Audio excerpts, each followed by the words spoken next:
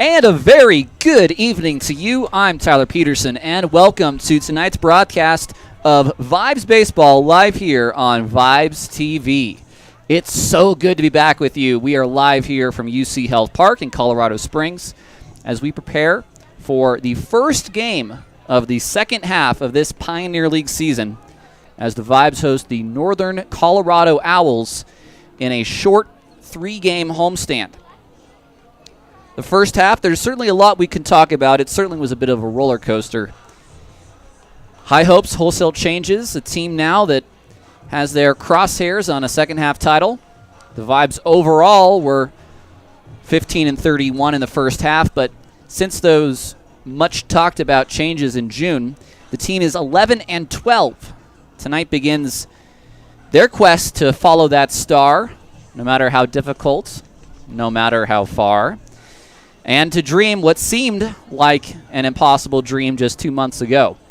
Both teams will be throwing the guy at the top of their rotation, Brett Irwin going for the Vibes, Will Burakonak going for the Owlz. The Vibes tonight will be in their Las Lloronas jerseys in a continuing celebration of Hispanic culture in minor league and independent baseball.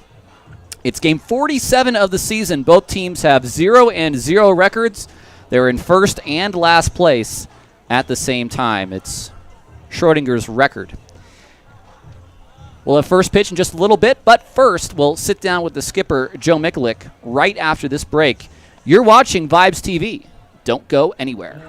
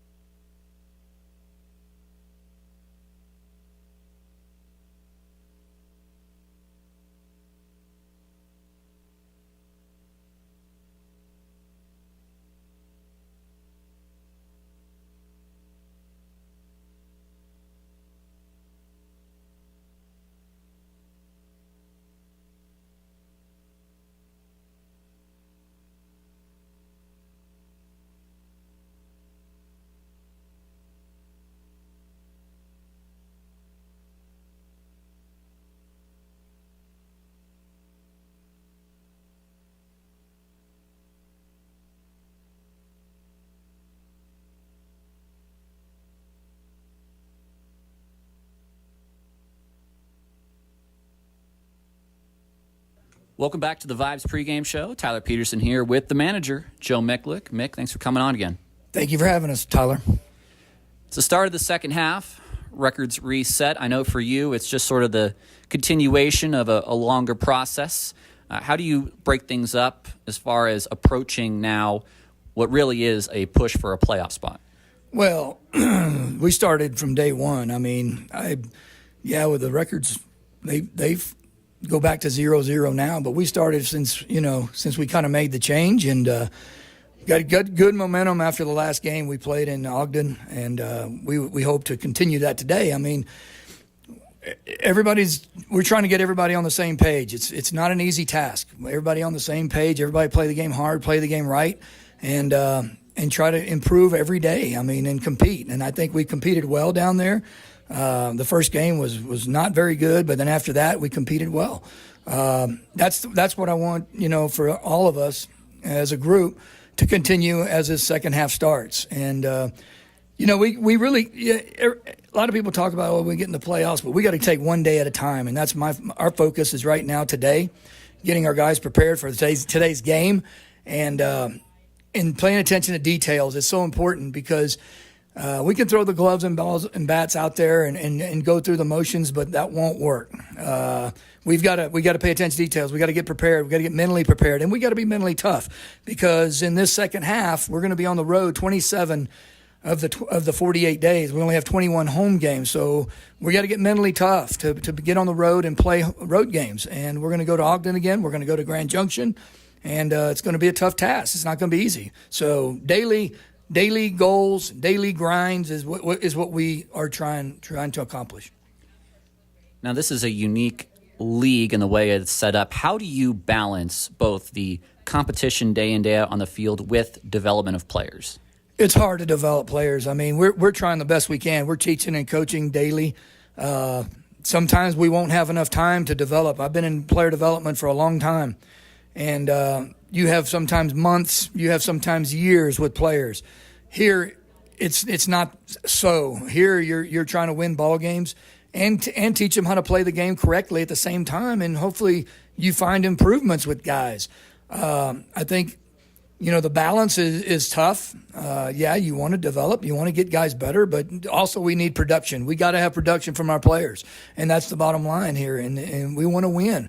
We've had, obviously in the past it hasn't been good. We want to win ball games. We're fighting and we're grinding out every pitch. We're trying to get guys to learn how to focus with every pitch. When we get down, we try to get guys to pick themselves up and grind out every pitch. And then I think that's the best way to do it. In the game of baseball is not easy. It's very difficult mentally and physically, plus with the road games. Get on the bus and drive a long ways. We just got off the bus yesterday, 4 o'clock in the morning, and we had a good day off. We're ready to go today. Hopefully we can get a good pregame in and be ready to go. But it's day-to-day process, and hopefully guys get better as we go through this journey. In the second half, you're going to play 3 teams in the 48 games. NoCo, who we face tonight, Ogden, and Grand Junction. You've seen a series each with now all 3 of those teams. With NoCo, you took the series. With Grand Junction, you split. And with Ogden, you took 2 of the 6. How do you scout those 3 teams? Well, I think you go back to the Ogden series, we gave them a lot of runs where if we can clean that up, we're going to be right there with them. We can't walk guys. We can't commit errors. And, I thought offensively we're okay. That one game we got shut out. They tip your hat to their pitcher. But the other 5, we swung the bats well. And, we scored runs. So it's a matter of throwing strikes, not walking guys, executing pitches. When we executed pitches, we competed well against them. And then when we – on defense, make the routine play. Make the routine play. Don't give them any free bases. The free bases killed us a few times, and that hurt us. We eliminate that, we had a chance. Against the other 2 teams, obviously, it's going to be a dogfight as well. I mean, we compete well with Grand Junction. They got a good ball club, but I thought we played well against them, not knowing them. And, we're in our first phases of our little team here, and they were already established, and we competed well against them. So it's going to be a good second half. It should be. Thank you for your time, Mick. Okay, thank you, Tyler. More of the Vibes pregame show right after this.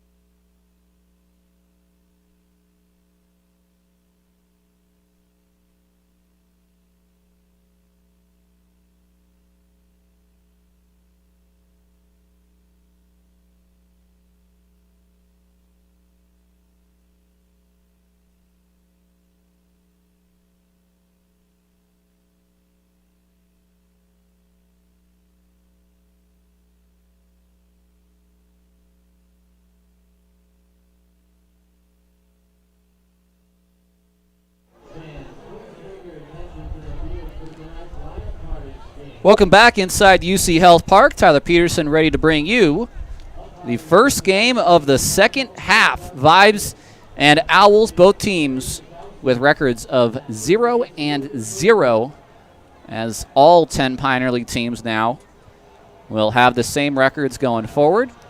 Missoula and Ogden are your two first half division champions. Who will fill the other two playoff spots? Well, we will see. See the lineup cards being exchanged at home plate between Vibes catcher Josh Glenn and the new manager of the Northern Colorado Owls. That's number 32, Robbie Bales, who was in charge of the program down at the Colorado School of Mines, but sort of like how Joe Mikulik is, how Dave Hadjick is taking on both operations here for player personnel for the Vibes and still holding his role at the University of Colorado Springs. I believe Bales is in a similar role here as well. We have not seen Bales. He was he took the job after that home series. We last saw the Owls in June. This is how his lineup card looks tonight. Alex Jackson will lead off and be the designated hitter. Followed by him will be Matthew Turner in left field. Tim Bouchard, who made his Pioneer League debut here at UC Health Park, he'll bat third and play third.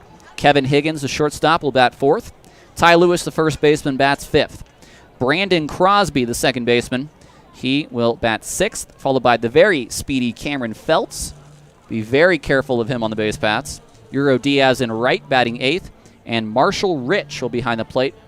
He will catch the starter, Will Burakonak. As for Joe Mikulik's Vibes, we heard Mick. He stopped by as our pregame guest, and we are very appreciative of that. This is how his lineup card looks tonight. Gio Diaz in center field tonight. He will lead it off as per usual, the third best hitter in the Pioneer League in the first half. Ethan Lopez, who has been on a tear, will bat second and play second. Ulysses Cantu will be the DH and bat third. Mike Unknown at first will clean up, with Luis Navarro catching, batting fifth. Dominic Hernandez in left, batting sixth. Nick Michaels, making his home debut, played 2 games for the Vibes in Ogden, the former Ogden Raptor. He'll be at the hot corner. He'll bat seventh. Andrew Hansen in right, and Brandon Perez, the shortstop, he will bat ninth.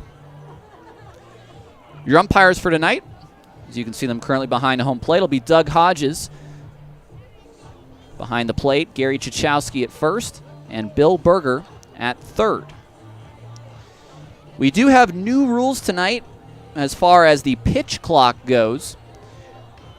We were working under a unique set of rules before, but now these pitch clock rules now mirror what minor league baseball has. So in terms of times, before we had 15 and 17 seconds so that the pitcher could come set. Instead, it's 14 and 18, and the pitcher must begin his motion, or it's a ball. The batter will have until the 9 seconds are on the clock to get in the box.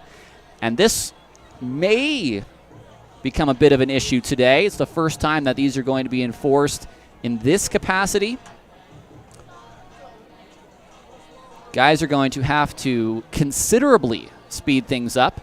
But again, these are the rules that are being used at the minor league level.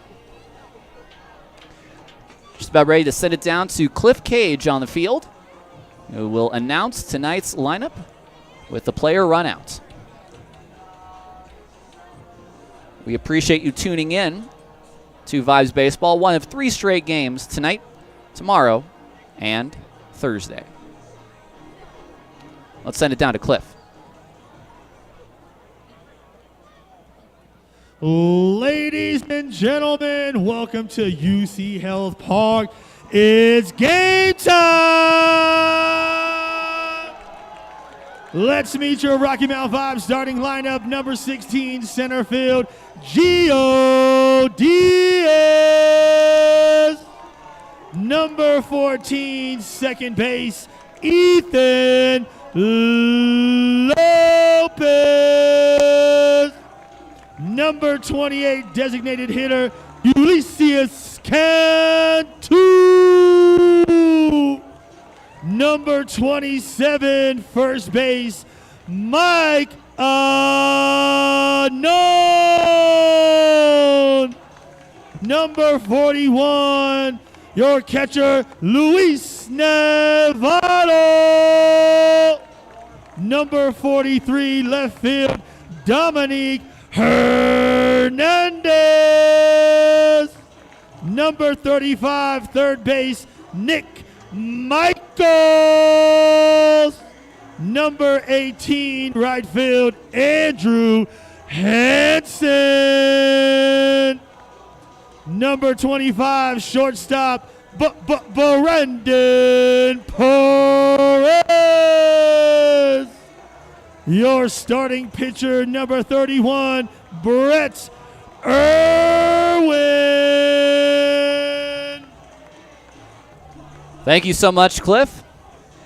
So you can see the Vibes are in their black Llorones vests. It's now time for the national anthem.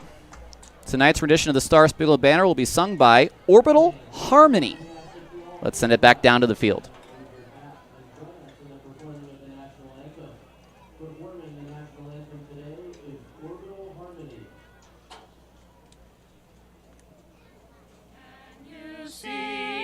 By the dawn's early light, what so proudly we hailed at the twilight's last gleaming, whose bright stripes and bright stars through the perilous fight o'er the ramparts we watched were so gallantly streaming, and the rockets red clear, the bombs bursting in air, gave proof through the night that our flag was still there.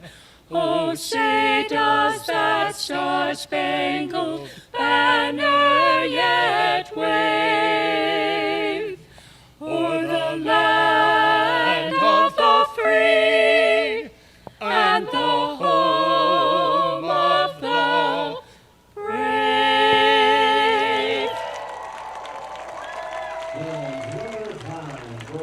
A big thank you to Orbital Harmony, who are getting our game started tonight.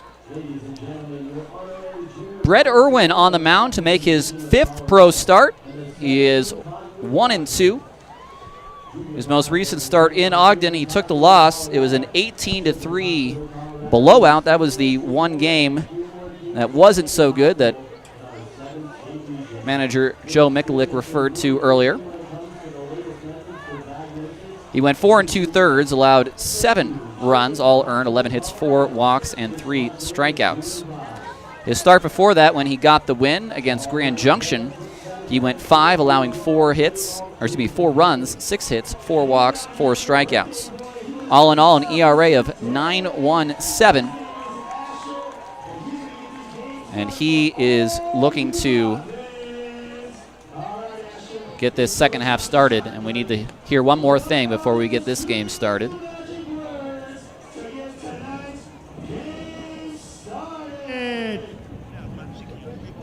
Play ball! There we go. The defense behind Irwin. Hernandez in left, Diaz in center, Hansen in right, Michaels at third, Perez at short, Ethan Lopez at second, Mike Unknown at first, Luis Navarro behind the plates. Well, for the other 8 teams not named Missoula or Ogden, they are looking for a second half championship. It goes for both teams playing in front of us tonight. The Owls and the Vibes both will get into the playoffs if they win a second half championship. Should Missoula or Ogden win the second half, it'll be a wild card spot, and that will be filled by the team, regardless of division, with the next best overall record. And right now, there are 3 teams in the North that have better records than all the other teams in the South. So as things stand today, the best way in for either one of these teams is to win the second half. Easier said than done, though. First pitch, strike at 6:35. Alex Jackson, his 44th game for the Owls. He's been on the team all year. Batting .277, 3 home runs, 23 RBI.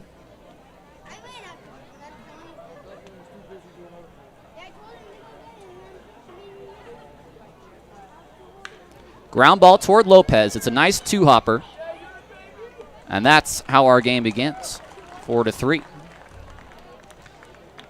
78 degrees at first pitch. A very slight drizzle. I wouldn't even call it rain at this point. The tarp was on earlier, but that was more of a precaution. We never got much rain at all. Now here's Matthew Turner. We have not seen Turner in a ball game yet this year. This is only his 9th game for NOCO. 6'5", 215. He is a big guy. Went to Colorado Mesa. That's fouled back. Of course, Colorado Mesa play at Simplesio Field, which is the same ballpark as the Grand Junction Rockies. I saw 2 guys from Colorado Mesa today go in the final 10 rounds of the Major League Baseball draft. It's outside for ball 2. 2-1 to Matthew Turner. In those 8 games he's played, .231, a home run, 3 RBI. Stands at the very back of the right-handed hitter's batter's box, and that's hit to left, laced for a base hit. Interesting crack of the bat. I don't know if he sort of got it on the label there. Didn't have such a great sound. But it's a base hit, and it'll bring up Tim Bouchard.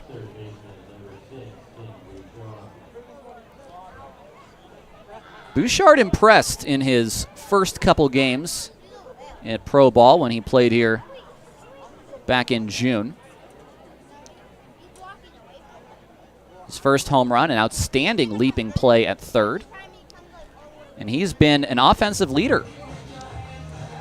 Started now 21 games for the Owls, batting .346, 5 home runs, 13 RBI. Bats with a man on, a man out in the first. Line drive down the left field line and foul.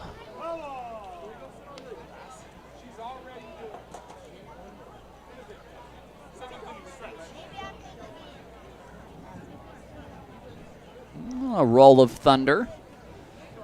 We usually get a couple storms right about 4 o'clock every day. Inside from Irwin. I did not see anyone drafted off of a Pioneer League roster, at least from the names I was tracking. No one in the South, at least I can say for sure, from any team in the 20 rounds of the draft the last 3 days. Up the middle, past Lopez into center field. To third goes Turner, and Diaz will throw it into second base. So back-to-back singles have runners at the corners.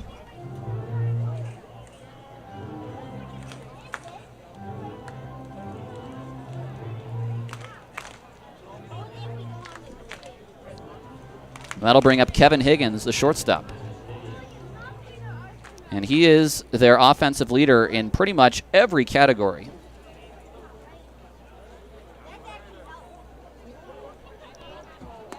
An appropriate spot for him, batting cleanup in the order. .372 to lead the team. That's through 40 games. 54 hits in 145 at-bats. 3 home runs. 30 RBI. To right field, down the line. Hansen's not going to get it. And this is the first run of the ball game. Higgins is going to have a double. And I think we have a decent amount of folks from NOCO here. Decent cheer for Higgins. 1-0 Owls. Scoring is Turner, and to third goes Bouchard.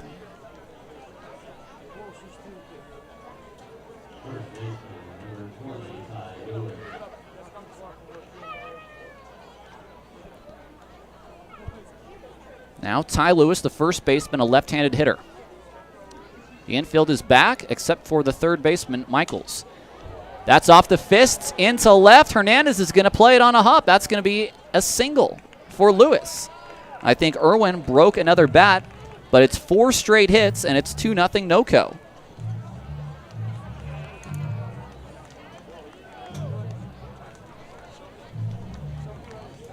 Higgins now moves to third, and again, we have first and third and just one man out. That'll bring up Brandon Crosby, the second baseman. We did not see Crosby, at least not much of him. Up the middle, Lopez. It gets right through him. That's an error. The throw into third is going to be late. Well, he misjudged it. It took a funny hop. It'll be an E4. It was a ball he should have had.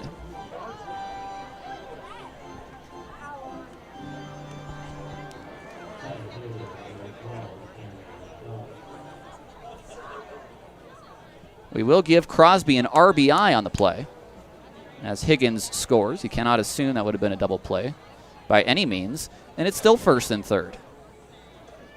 3-0 Owls. That's off of Navarro.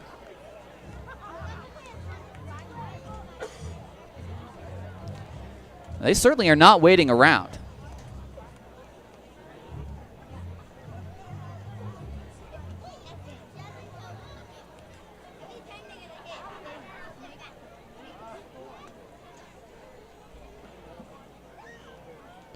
There goes the runner. It's popped out of play.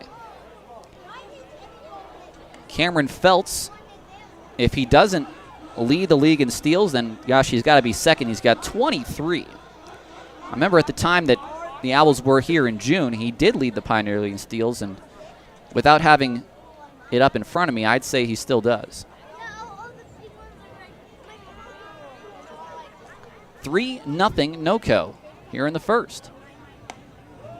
Strike 3 called on Feltz. And there's 2 away.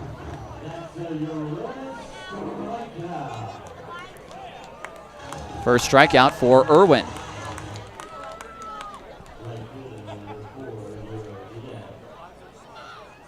That'll bring up Euro Diaz, the right fielder.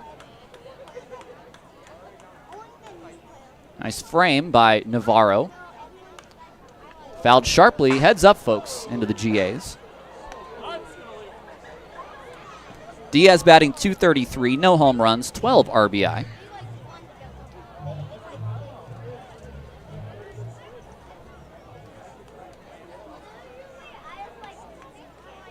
Check on Crosby, but he gets back. So a rough start for the Vibes here in the first. They've allowed 4 hits, and there was an error. 3 runs for no-co. That's high for ball 1. Again, Irwin will have 18 seconds here to begin his motion. They've got to quicken everything up. So right now, 5 seconds on the pitch clock. There he goes. High and outside. 2-1 to Euro Diaz with 2 outs and men at the corners.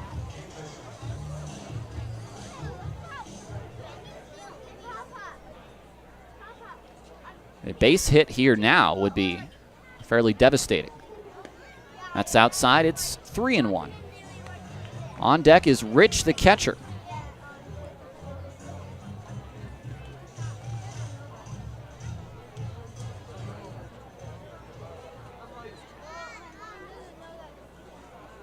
Diaz is in the driver's seat. There goes Crosby. It's swung and fouled back.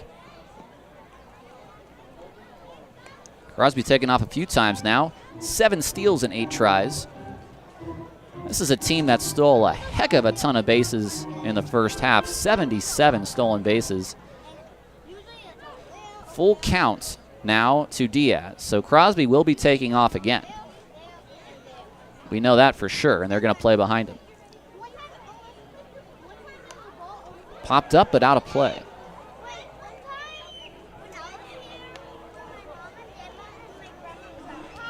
A ground out to begin the inning, then single, single, double, single, error with a run on the play and strikeouts. So Irwin should be out of the inning by now.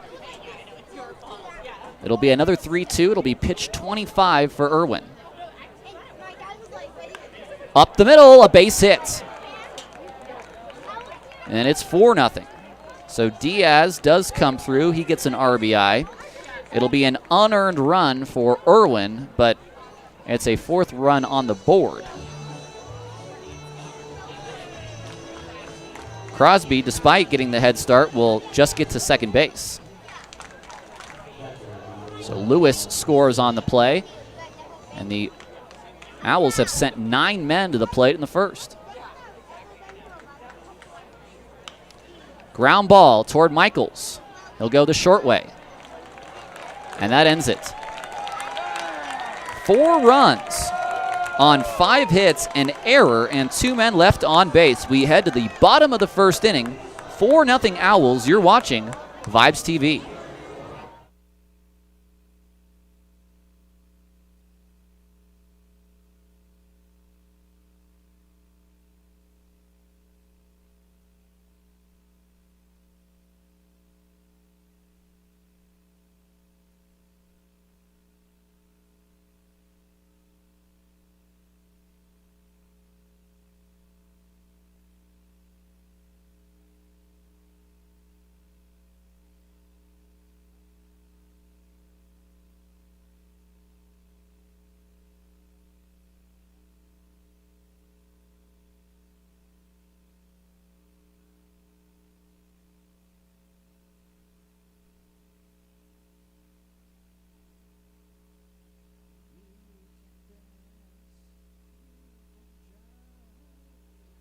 Rocky Mountain 5 fans, check this out. We're getting hooked up with this hat right here. It is the La Llorona Black adjustable hat. Right now, you're getting 10% off this hat. So make sure you stop by our General S'mores store or the Game Over store and get hooked up with this awesome hat right here.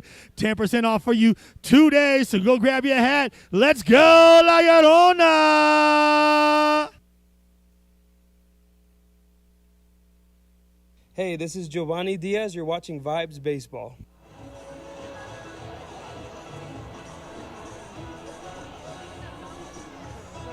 Welcome back to UC Health Park. It's the bottom of the first. It is 4-0 Owls in Game 1 of a 48-game second half.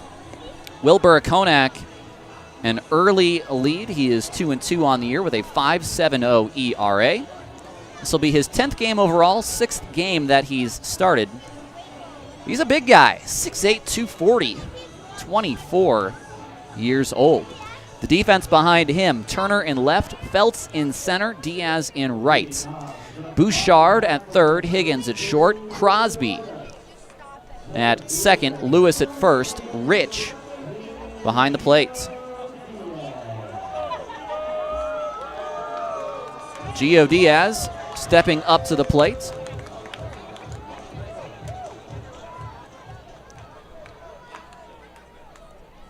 In center field today. He batted .412 in the first half of the season. He takes a strike right down the middle for the first pitch of the bottom of the first.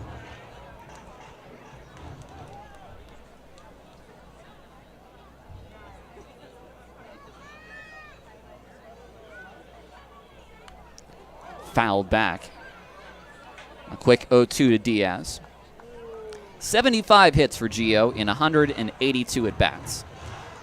Did not hit a home run. He drove in 20, but he scored 41 runs.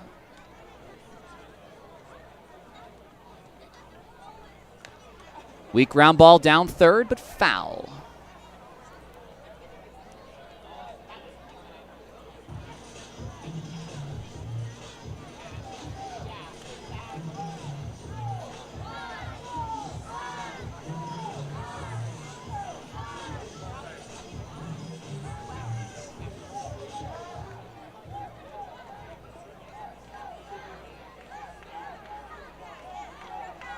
Another 0-2. That's high, 1-2. The Owls finished with a slightly better record of the Vibes in the first half. They were 17-28. They were 6-4 against the Vibes. Vibes are 4-1 in the last 5, though. 2-2 now to Diaz.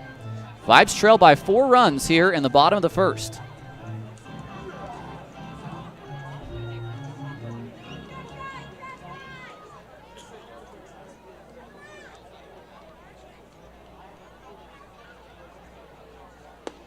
That's low and a nice take from Gio.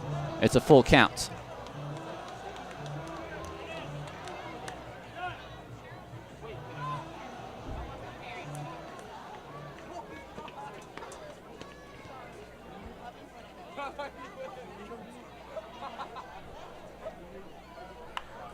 Ground ball towards second.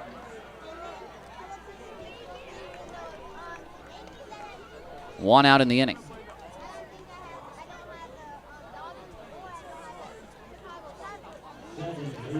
It'll bring up Ethan Lopez, who, since rejoining the Vibes, has been on an absolute tear. 21 games for Ethan.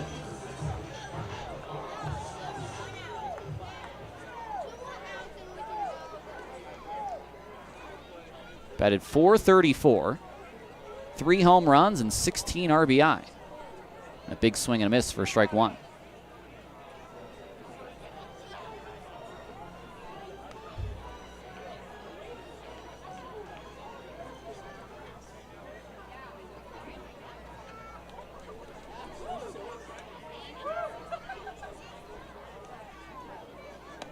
High and away, ball 1-1. Again, new pitch clock rules tonight. Will Burakonak has to start his motion 14 seconds from getting the ball back from his catcher. He's got 3, 2, 1. Just an example of that, folks. 1-2 now to Lopez.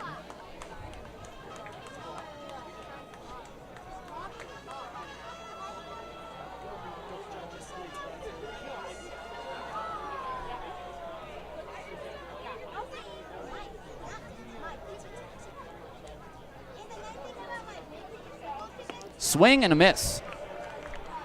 Chased outside. There's 2 quick outs here in the first.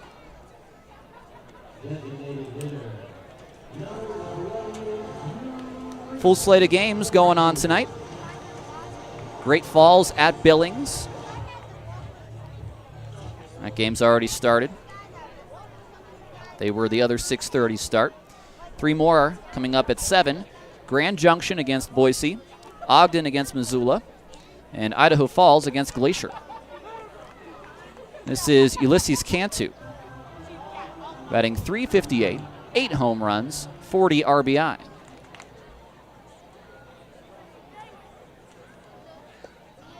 Takes that low.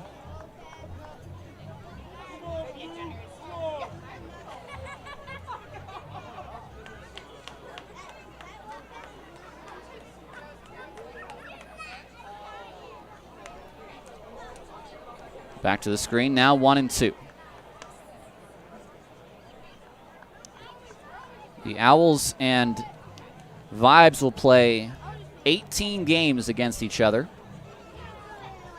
in the second half. More or less 3 6-game series.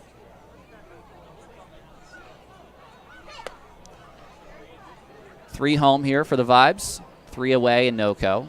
And then a 6-game series starting first week of August, and then another 3-3 split at the end of the month, start of September.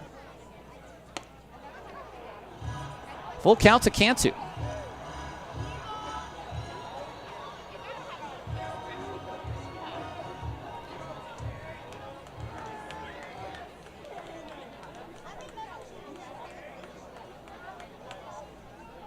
And that's strike 3 called. The inning is over, 2 Ks for Burakonak. We head to the second, 4-0 Owls. You're watching Vibes TV.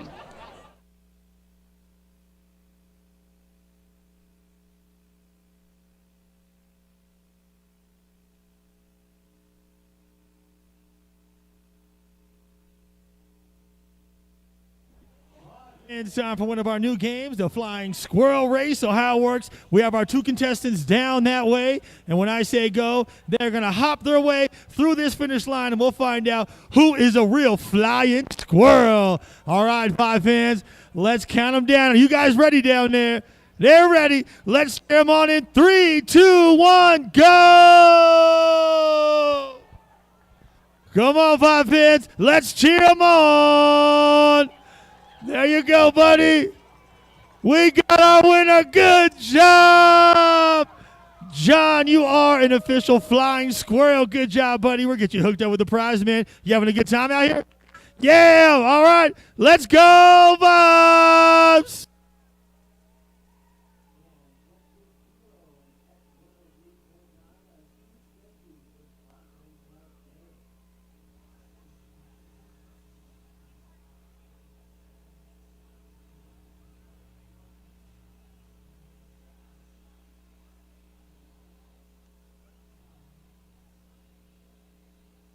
Hey, this is Brett Irwin. You're watching Vibes Baseball.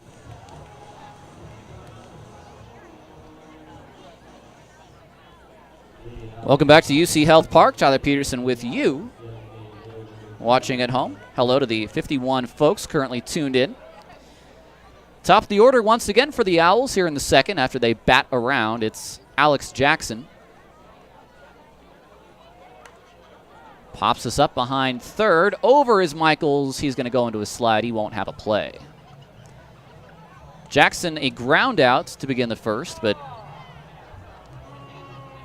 then the next 5 men reached base.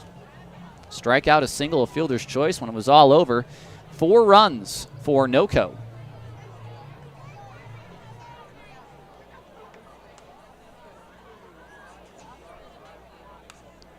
Foul back again.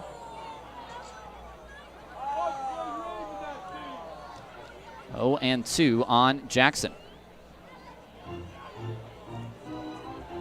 Alex Jackson, 5'11", 185. He was actually playing here in Colorado Springs for the Pecos League Colorado Springs Snow Sox.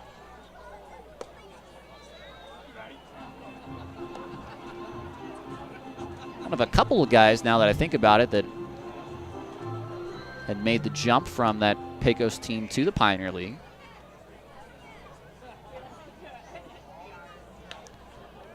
Off the tip of the glove of Mike Anone, and that's going to be a base hit.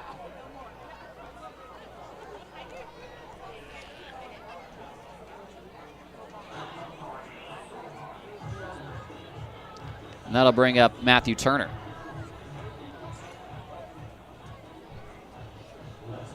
It's the 6th hit for the Vibes.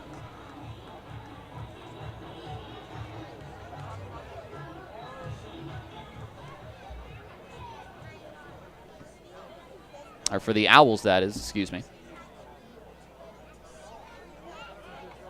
Check on Jackson. He gets back without a slide. Turner, the single to left in the first. That was the first of those 5 hits. Like most of these Owls, Jackson will go if prompted. 11 of 17 on steals. And that's a breaking ball for strike 1.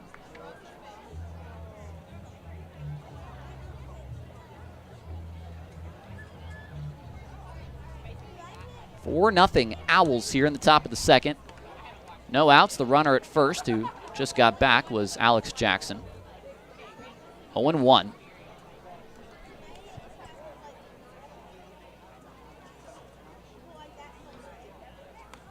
Turner back to the screen. Quick 0-2. Well, Irwin is certainly getting ahead of most of these hitters. We've seen an awful lot of 2-strike singles, though.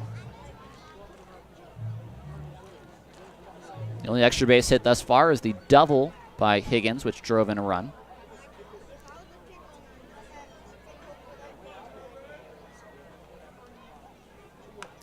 Weak ground ball back to Irwin. He only has 1 play, and he'll make it. And that's the first. 1 out. That does move Jackson down to second.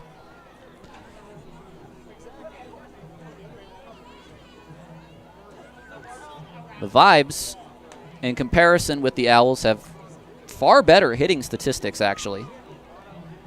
They're batting 50 points better. They have 6 more home runs. They've driven in 60 more guys, and they've scored around about 60 more runs. However, it's NOCO with the 4-0 lead.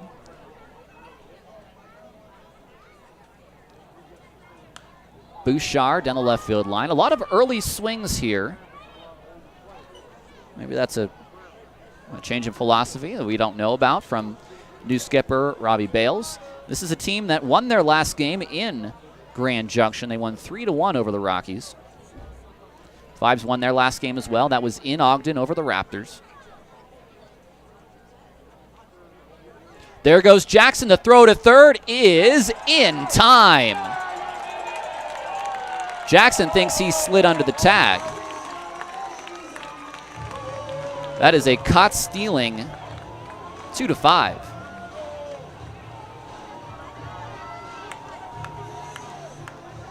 Well, it's not the first or third out at third base, but the momentum of the inning certainly shifts. Inside 2-1.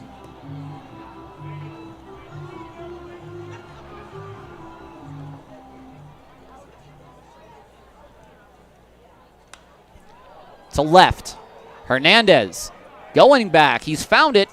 He makes the catch. The inning is over. It ends up being a 1-2-3 inning. No runs on a hit, no errors, no one left on base. We head to the bottom of the second. 4-0 Owls. You're watching Vibes TV.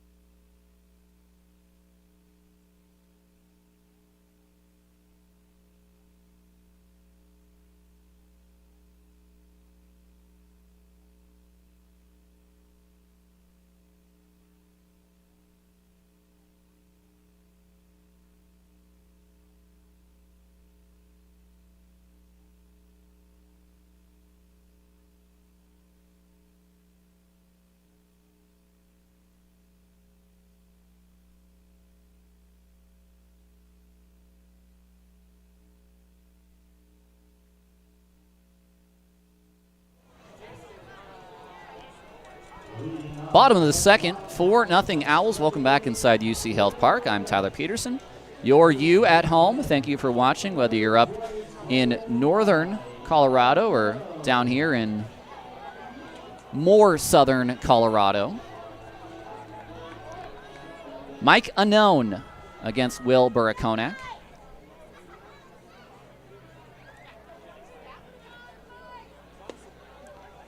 He looks at strike one. Like Ethan Lopez, all Unknown has done since rejoining the Vibes is rake. Overall, with Owls numbers, he's 366, 1-25. Hits this to center field. Feltz tracking it, backing up, making the catch.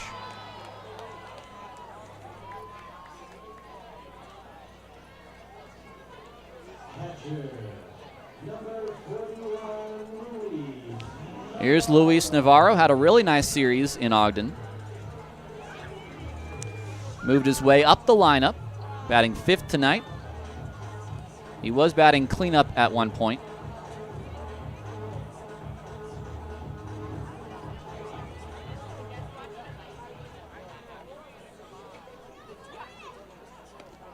.349 for Luis, 2 home runs and 16 RBI.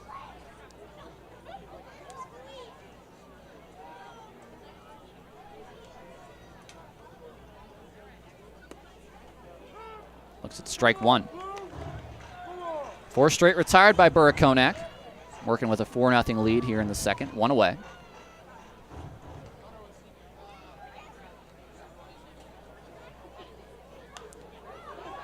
Pops this out of play.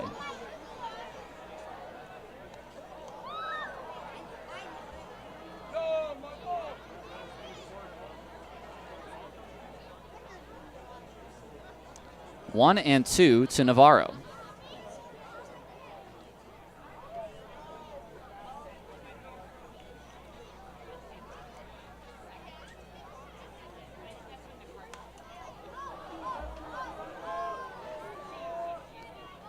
Staying alive.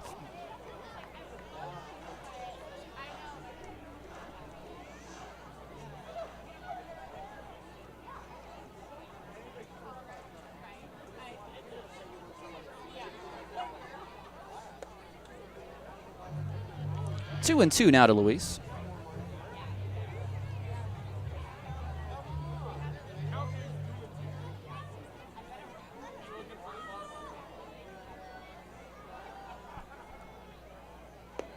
Inside, 3 and 2.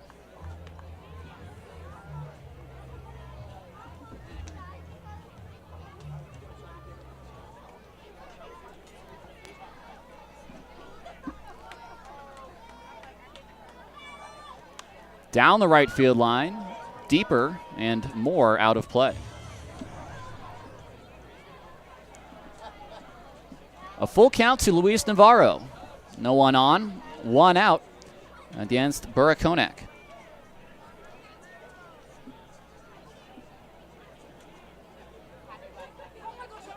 Inside, ball 4, and the Vibes have their first base runner.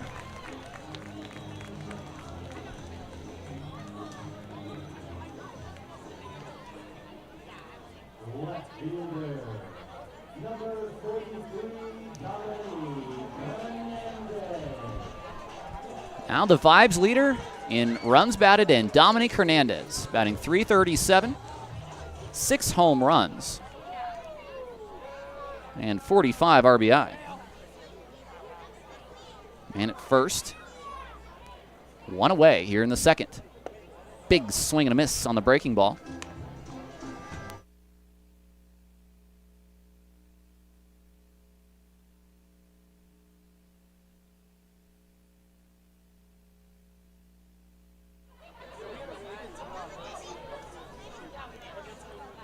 Inside. 1-1 the count. Vibes won 2 of 4 against Ogden in our last road trip, but Joe Mikulik said he was impressed with the effort, thought they could have had a better record coming out of there.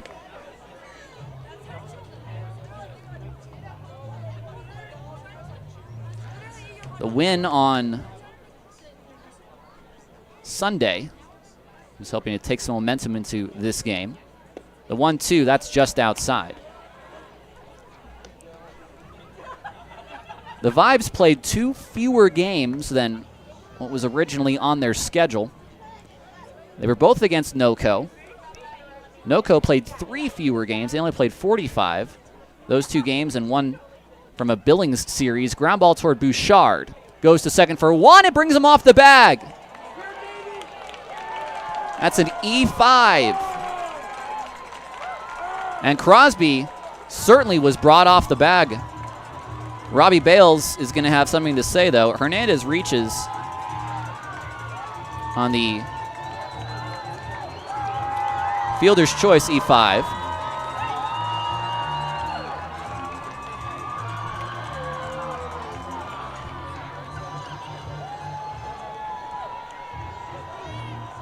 He's having a conversation with Bill Berger. Are you sure you saw it, Bill? Yes, I saw it. Are you sure you saw it, Bill? Yes, I saw it.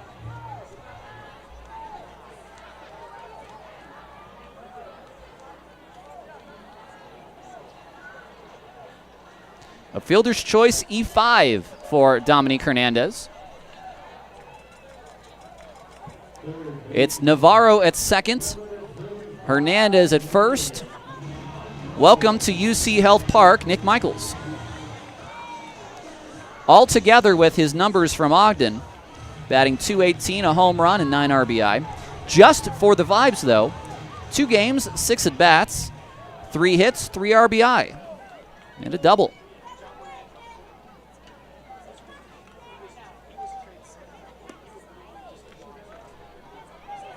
Outside for ball 1.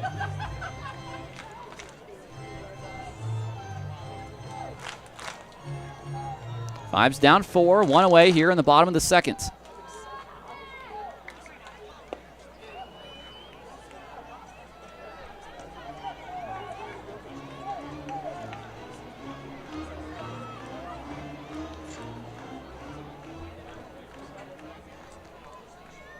Michaels is a right-handed hitter, as you can tell. 6'1", 200. This is that badly. It's 1 and 2. He's from Redlands, California. That's SoCal. 26 years old.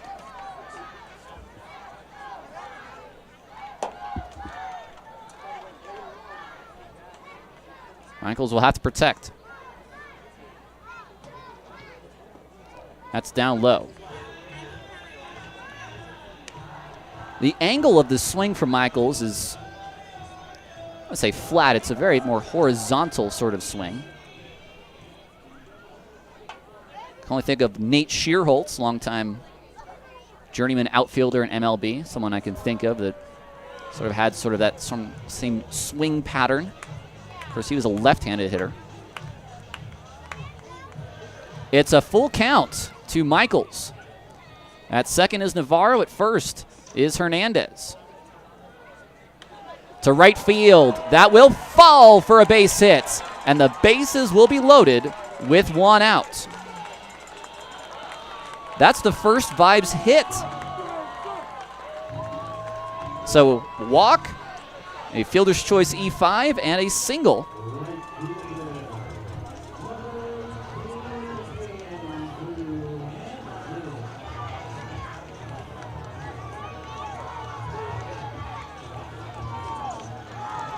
Andrew Hansen trying to come out of his slump. His last game, he had a bases clearing double. That's inside in the dirt, 1-0. 4 RBI for Hansen in that last game against Ogden, a sac fly.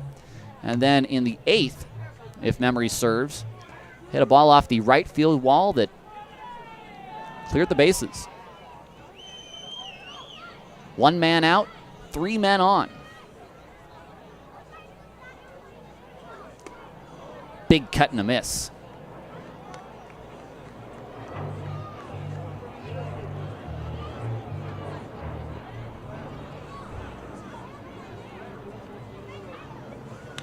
Ground ball toward Bouchard. He'll go to second for 1.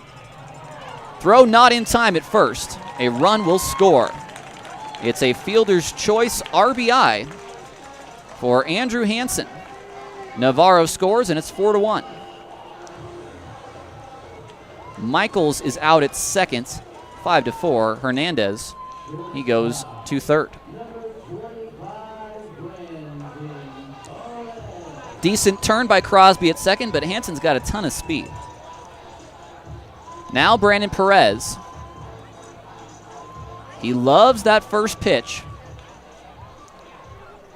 Hansen's got a good lead on at first right now. Perez takes the first pitch for a strike. They're not playing terribly close to second base, especially the second baseman Crosby.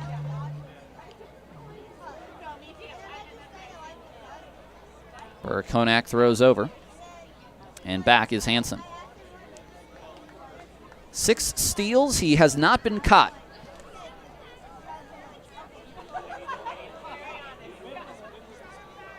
There he goes, and that's out of play.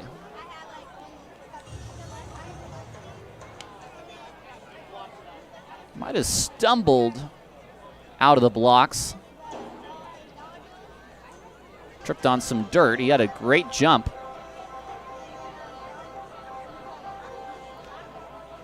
Two strikes now to Perez. Batting .296, no home runs, 11 RBI.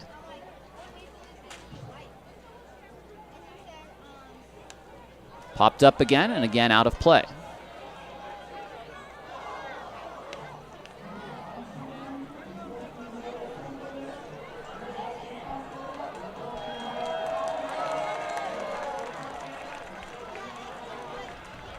Oh and 2. Men at the corners, 2 away here in the bottom of the second. There goes Hansen. It's high. The throw from Rich is in time, and they got him. And for the first time this year, Hansen is thrown out. It'll be 1 run on 1 hit, an error, and 1 man left on base. We head to the third. It's 4-1, the Owls lead. You're watching Vibes TV.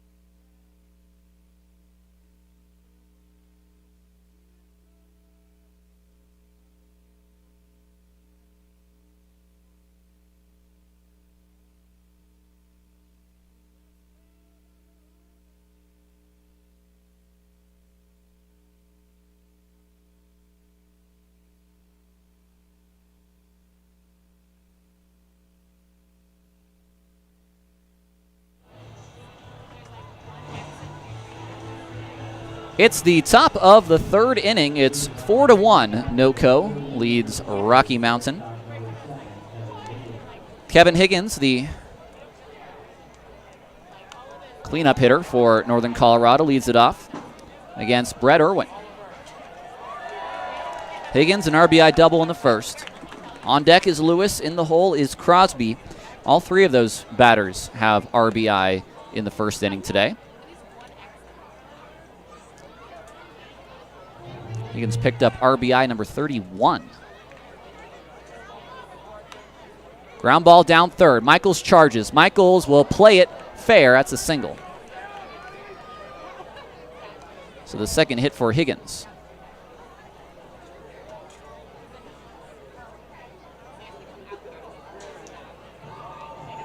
That one just hugged the line. It would have gone right over the bag. Michaels really only had 1 play there.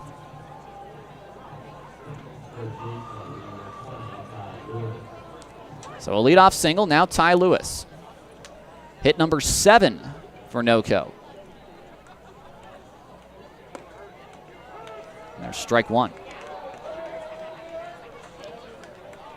Lewis had a broken bat blooper to left.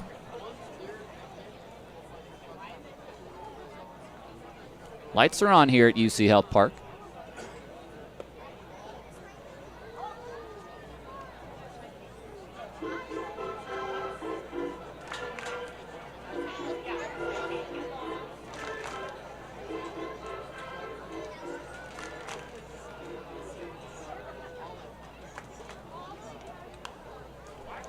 Sharply out of play. It's 1-2 to Lewis. The runner at first is Higgins. Here in the top of the third.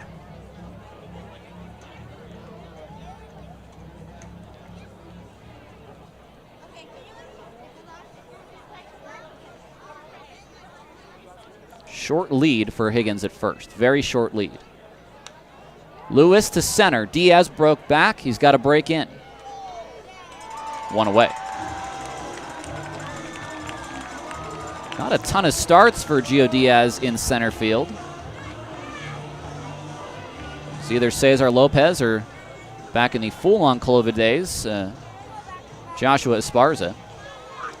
I have to go back to Game 6 of the season, last time he started in center, against the Glacier Range Riders. Boy, that seems like a long time ago. Here's Crosby.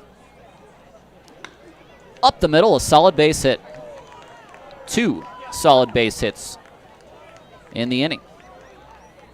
Well, I think Higgins will say it was a solid base hit.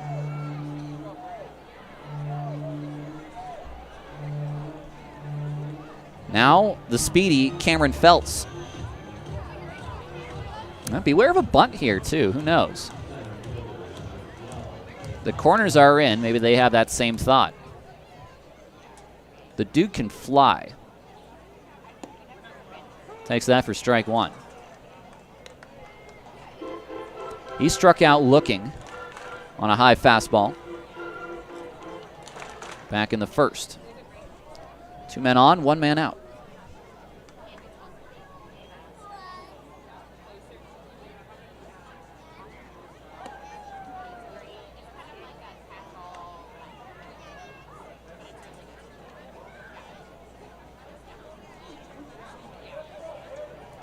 I've got to run back in the previous frame on the Hansen RBI fielder's choice. Irwin needs a shutdown inning here. It'll really be tough to turn a double play on Feltz. It's got to be hit extremely hard right at someone.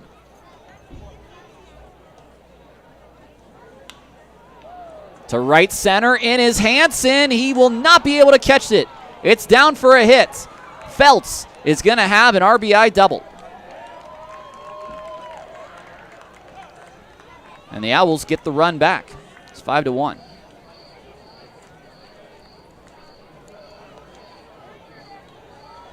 Three hits in the inning.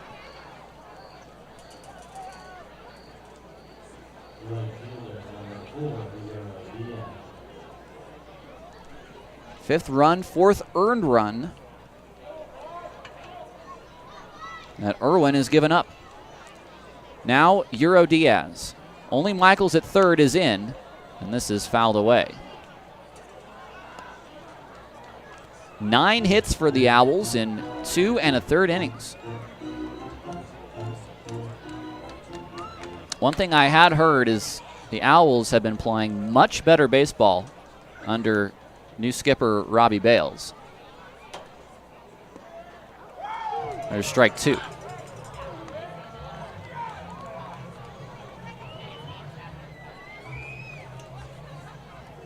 In Irwin's start against NoCo back on the 21st of June, he allowed just 3 hits in 4 innings. Very different story today. That's strike 3 called.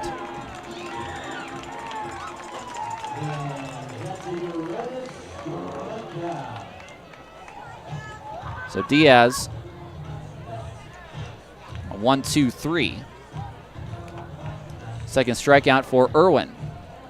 And now Michaels at third can relax a little bit. Marshall Rich grounded to third base into a fielder's choice to end the first. Second and third, 2 outs for him here in the bottom of the third. That's hit sharply toward the picnic terrace. And it's a foul ball. 3 hits in the inning, a single, and then a double by Feltz. Crosby is at third. Feltz is at second.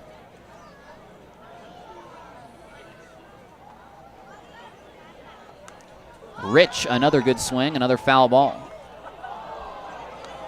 Almost a really nice catch by a kid on the concourse who leapt up with his bare hands.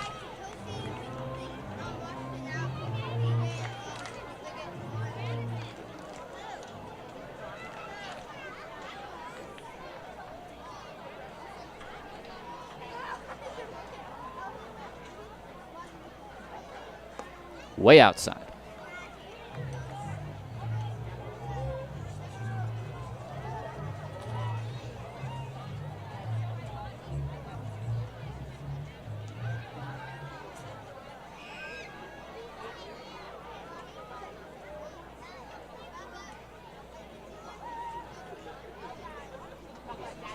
Navarro and Irwin trying to both navigate this at bat and the pitch clock.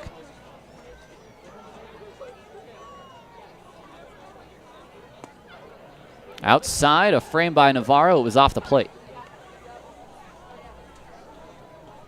A really nice pitch on 1-2. Try to get Rich to chase after it.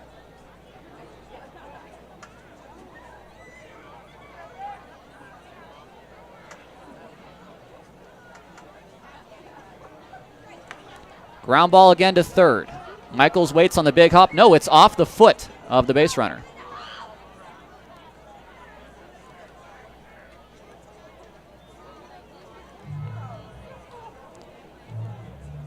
I'll have to check the replay there to see exactly where Rich got himself.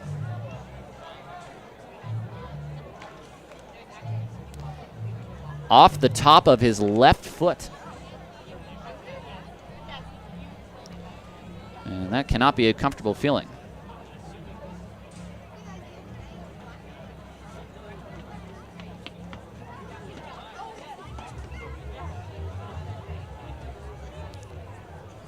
Two and two with 2 outs.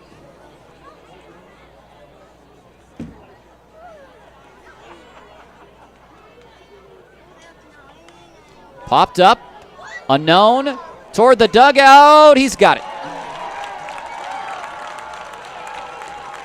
A run on 3 hits, no errors, 2 men left on base. Good job by Irwin to strand those runners at second and third with just 1 out. We move on to the bottom of inning number 3. It's 5-1 Owls. They have their 4-run lead back. You're watching Vibes TV.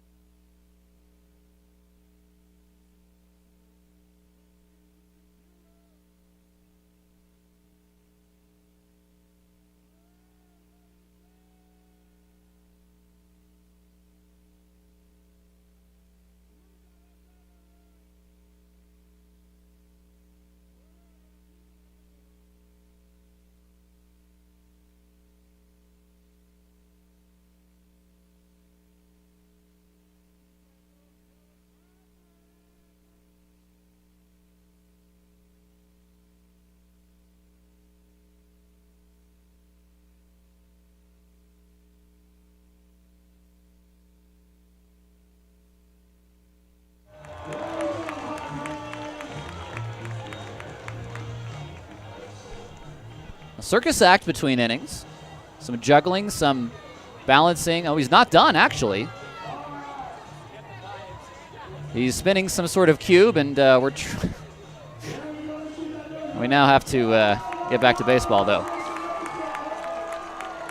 Pretty good act there. I don't know what the name of the act is, but some good entertainment between innings. Perez, who was at the plate when Hansen was caught stealing, will continue his at-bat here in the third. A fresh count. Line drive under the glove of Bouchard. He did not have much chance there. That's a base hit.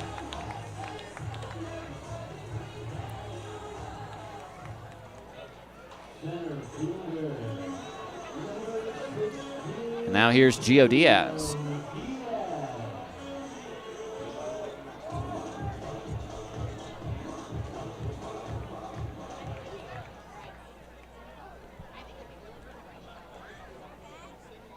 Vibes are down 4. Diaz off the tip of the bat and back foul. Just the second hit for the Vibes. The Owls have 9 hits in the first 3 innings.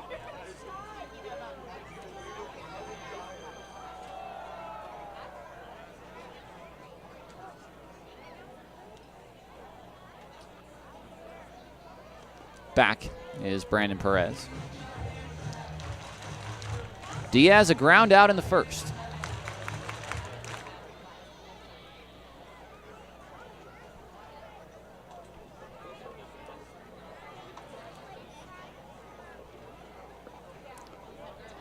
Down low, it's 1-1.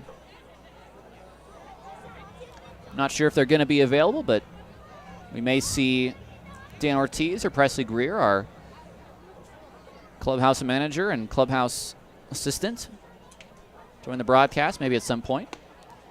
They are extremely busy guys, so I do hope they can make it. It's tough to tear them away. 1-2 to Diaz.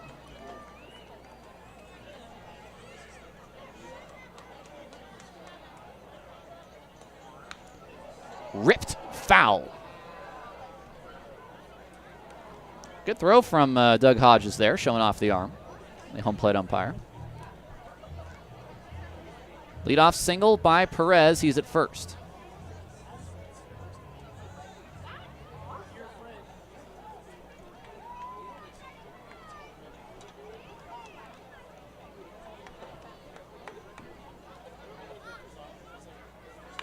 Ground ball over first, over Lewis. Perez is going to go to third.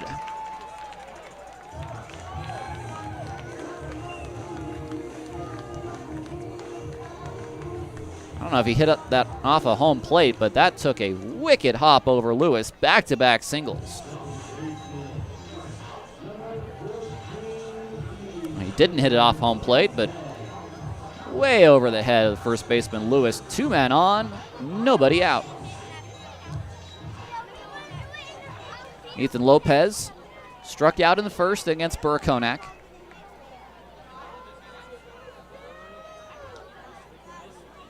There goes Diaz. This is hit to right field. Over is the right fielder Diaz. Perez tags. He bluffs. The throw home is a good one.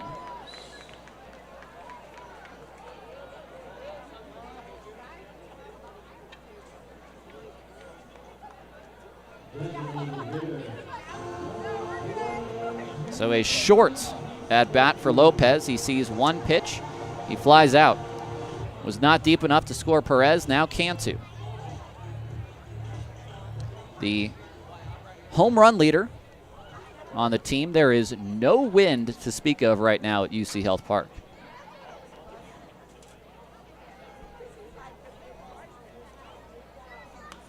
Diaz down the right field line, or excuse me, Cantu down the right field line, out of play. Gio Diaz is down the right field line at first base, and well, we do also have Euro Diaz down the right field line in right field. Outside, it's 1-1. Cantu struck out looking in the first inning. And what he thought was ball 4 was actually strike 3. Up the middle. Higgins, a nice flip for 1, and it is not in time. So for the second time in this game, a fielder's choice RBI. This time it'll be Cantu with the RBI. Scoring is Perez. A really nice play by Higgins to even try to end the inning on double play. It's 5-2.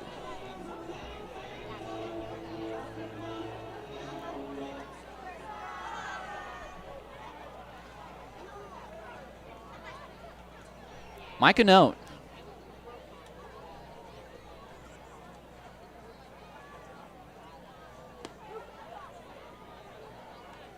Off the plate for ball 1. Pretty good pitch from Burakonak.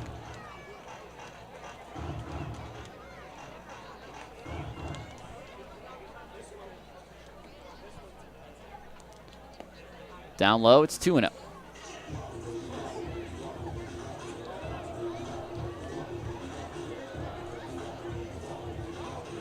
Cantu does have 4 steals. He hasn't been caught. Very short lead at first, though. That one spins outside. It's 3-0 to Annone.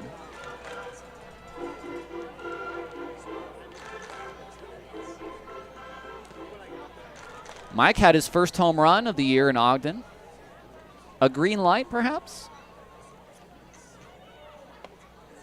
Not this time. He takes strike one. 5-2, the Owls lead the Vibes. 2 outs here in the bottom of the third. Base hit over Cantu. It's the third hit of the inning. And that'll bring up Luis Navarro. A little reverse limbo for Cantu at first base. Had to duck under the hit from Anon. Here's Navarro. Navarro is the potential tying run. And the sun is out a little bit, broken through these dark clouds.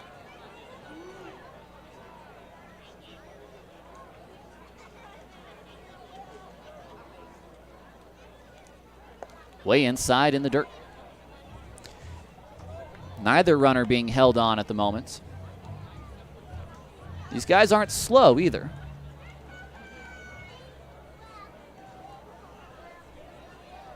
Navarro drew a walk and scored in the second. There's strike one.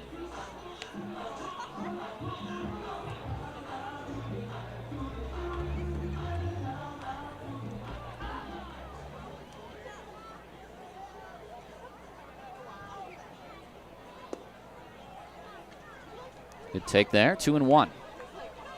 Cantu at second with the RBI fielder's choice. Anon at first with the 2-out single. Luis Navarro.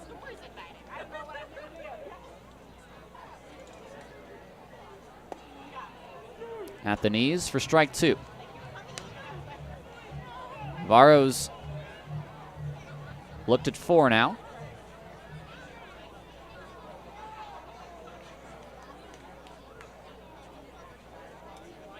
Here's the 2-2.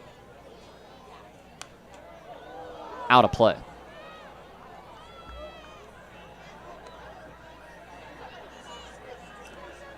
Vibes will be in Euronus jerseys all week.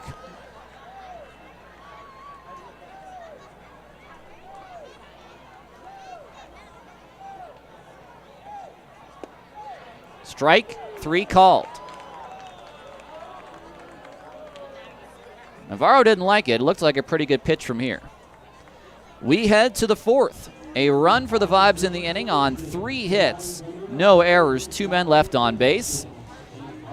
It's 5-2. You're watching Vibes TV.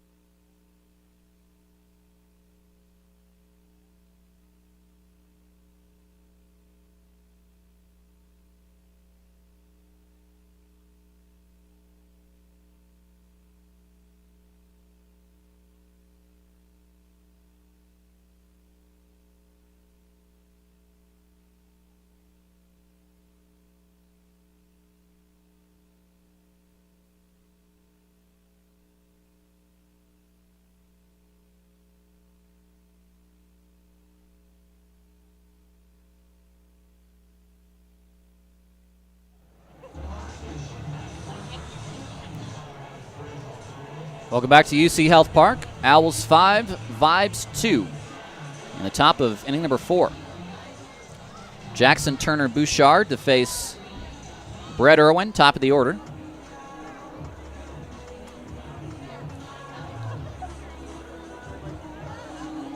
We thank you very much for watching tonight's game on Vibes TV.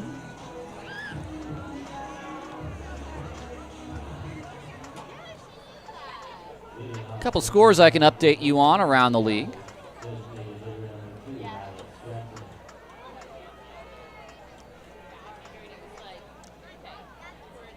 Pitch to Alex Jackson is hit deep to right. Hansen doesn't know where it is, and it's gone.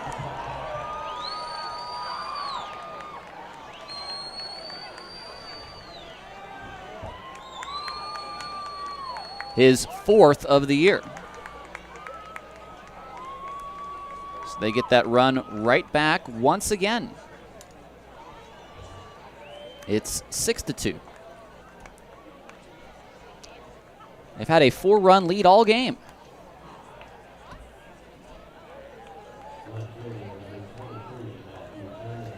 Billings up 4-1 on the Voyagers. That game in the top of the 5th.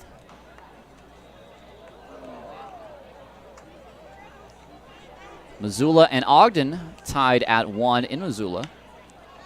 Now Taylor down the right field line. A long, long run for Hansen. He's in the corner. It's out of play. Right down the line, nearly caught that foul pole.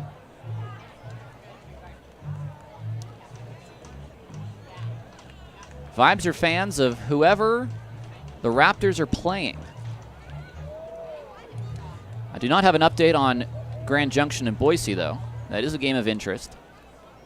It's 2-0 Chuckers over the Range Riders. That's at Melaleuca Field.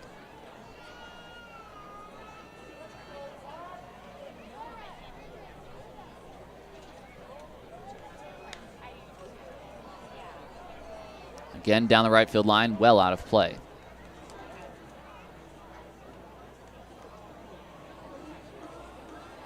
Turner, 1 for 2. Singled in the first, grounded back to Irwin in the second.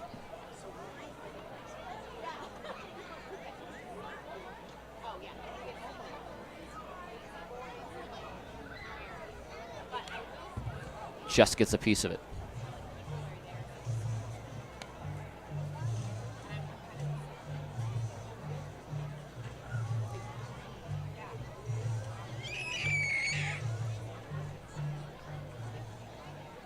Another 0-2. Weak ground ball. Perez has to hurry. And it's not in time.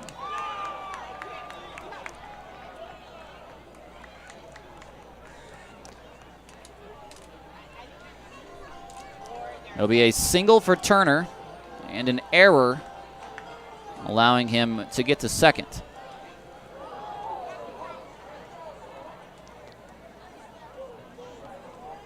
It's like he pretty much beat that out. Perez did not charge initially. And that's something we've seen from Brandon this year. He waited back a little too long there. And the throw was in the dirt, couldn't be scooped out by Mike Annone. So single E6. And now Bouchard.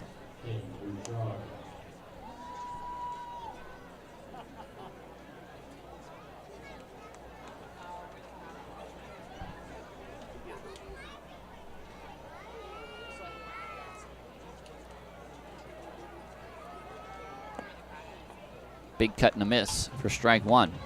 A couple oohs and ahs from the crowd as we look southeastwardly at some pretty majestic bolts of lightning, I must say.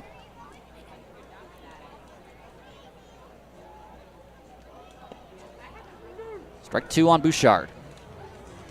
A single and a fly out. He's 1 for 2. He's scored a run. No one out, a man at second.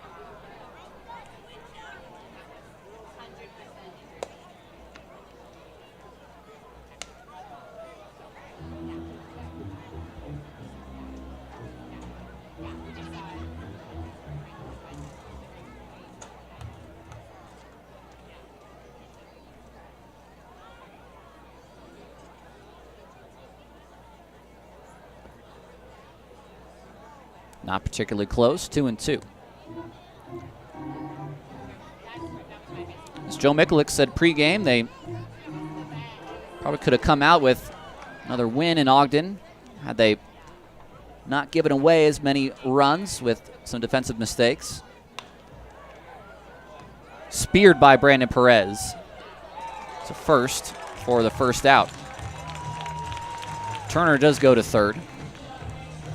2 errors in the game for the Vibes. One from Lopez at second, one from Perez at short. 1 unearned run already in. They'll bring the infield in on Higgins. Slaps that out of play, 0-1. Off the top of the banquet hall and back into the picnic terrace.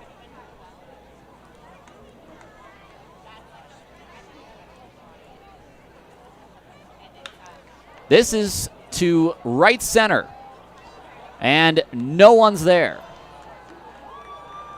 Higgins is going to have at least 3. That's a sliding RBI triple.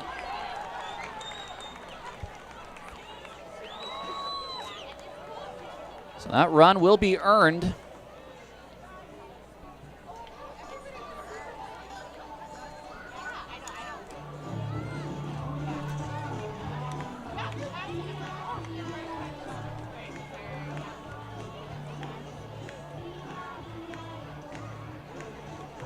And now that's going to get the bullpen started up. Mike Garcia is going to have a chat with Brett Irwin. Someone's getting loose. I'm not sure who it is yet. There is one very tall new member of the Vibes bullpen. His name is Dusty Baird. He's 6'8", 225 from Indianapolis. Played his college ball at Belmont. He is now part of the pitching staff. Pedro Alfonseca, who probably is one of my favorite guys, just personality-wise. He was released. It's Chris Allen warming for Rocky Mountain.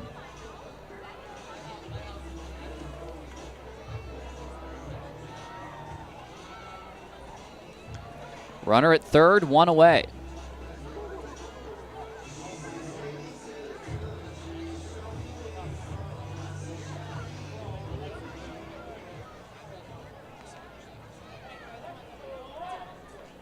Ty Lewis, an RBI single and a flyout.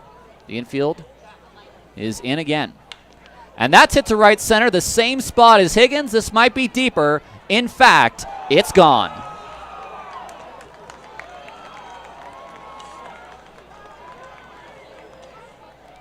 Not Irwin's day.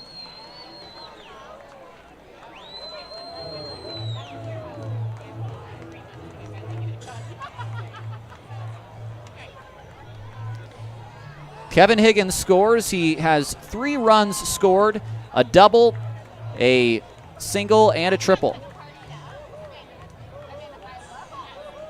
426 feet.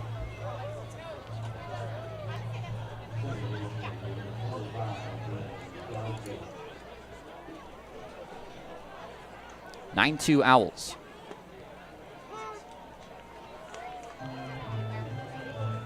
They've not fooled anyone on this Owls team today. The pitches.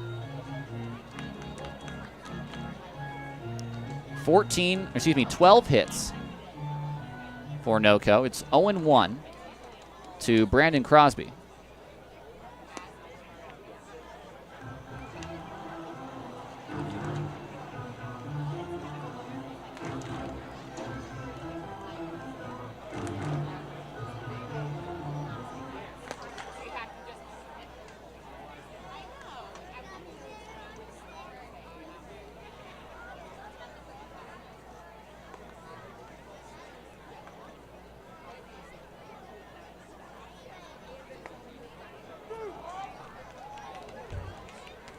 Count evens 2-2.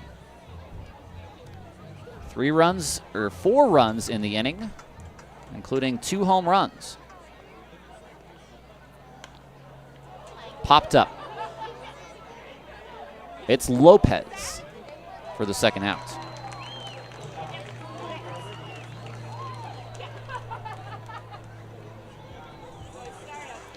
It's the lefty Feltz.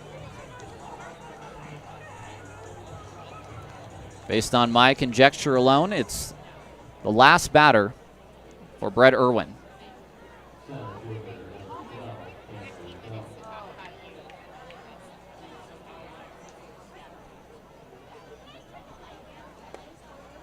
Big cut and a miss by Feltz. RBI double in the third. Strikeout in the first.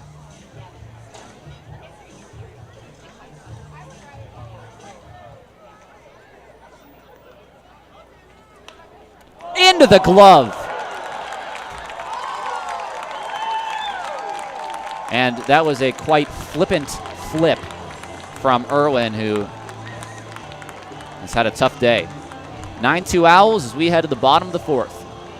You're watching Vibes TV.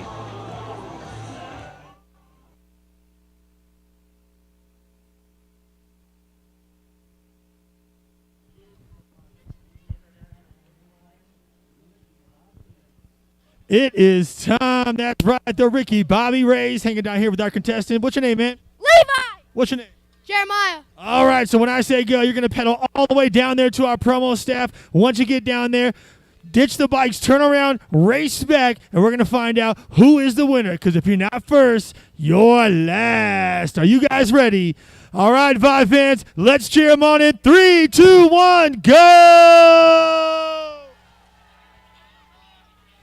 All right, when you get down there, get off the bikes, turn around, race back. Let's see what you got, man. Oh, good job. You are the winner, buddy. Good job, man. We're getting you hooked up with a prize, man. You got some wheels on you, man. All right, let's go, La Llorona.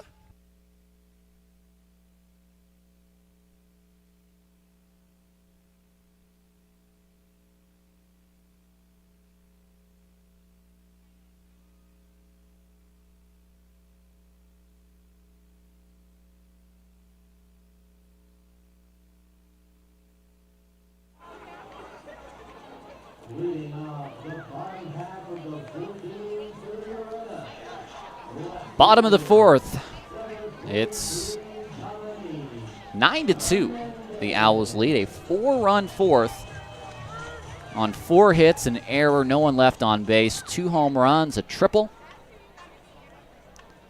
This offense will need to kick it into gear now. Hernandez. Oh, nice stop from Bouchard.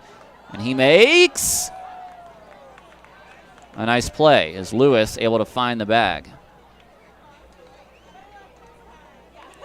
4 runs in the first for NoCo, 4 runs in the fourth for NoCo. I'll bring up Nick Michaels. Michaels had a base hit in the second inning. Now his 4 hits and 7 at-bats.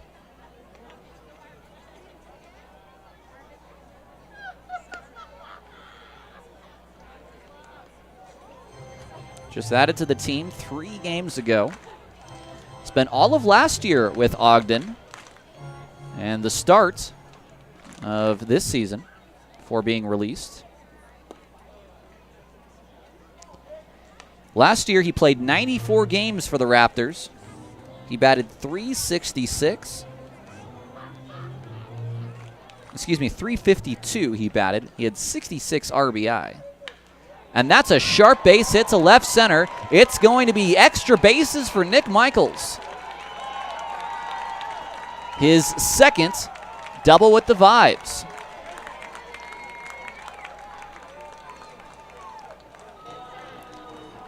That's the first extra base hit today for Rocky Mountain.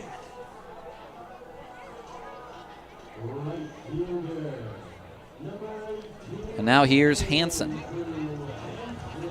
Hansen drove in one of the 2 runs with an RBI fielder's choice. Both runs so far are both on fielder's choices.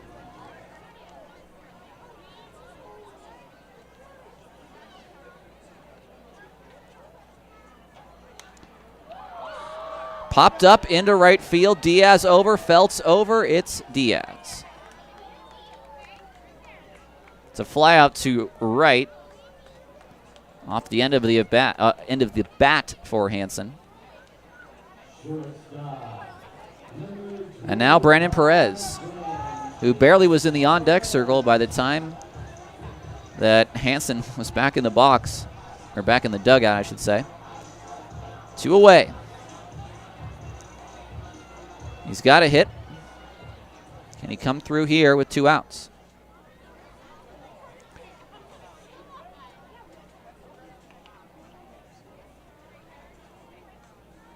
Swing and a miss on the breaking ball. 0-1. Perez led off so many games this year early on. He's either batting leadoff or batting second. Batting 9th today.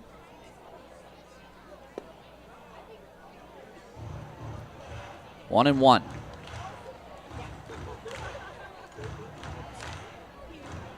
I'm going to prevent the shutdown inning from Burr-Konak.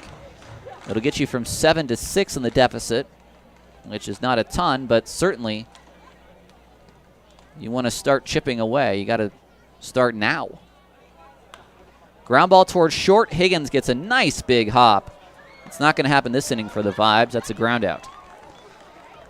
No runs on 1 hit, no errors, a man left on base. We head to the 5th inning. It's 9-2. The Owls lead. You're watching Vibes TV.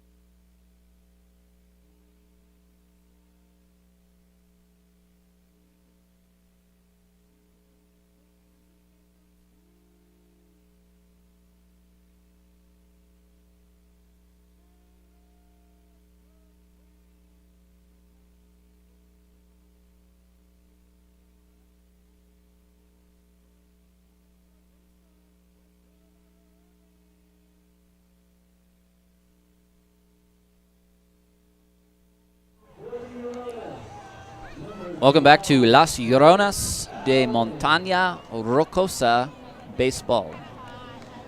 Rocky Mountain Vibes in their Lloronas jerseys tonight. New pitcher on the hill for Joe Mekulik. It's Chris Allen out of the bullpen, as we expected. Irwin goes 4 innings, allows 13 hits, 9 runs, 8 earned, no walks, 2 strikeouts. Chris Allen, his 5th Vibes appearance.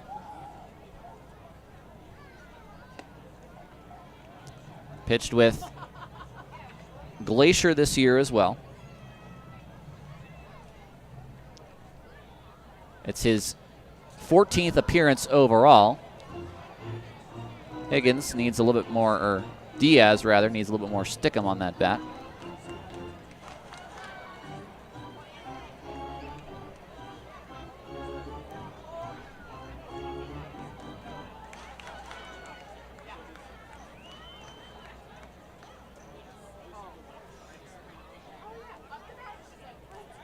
Pitch clock be damned, and, well, whatever Diaz threw back to Marshall Rich that he put on his bat, Rich was not ready to catch it, and it took his helmet off.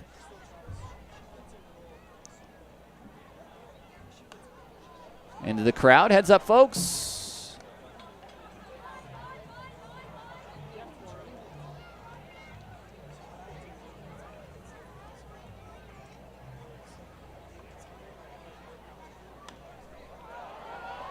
Is this in play? Navarro is almost going to go into the dugout.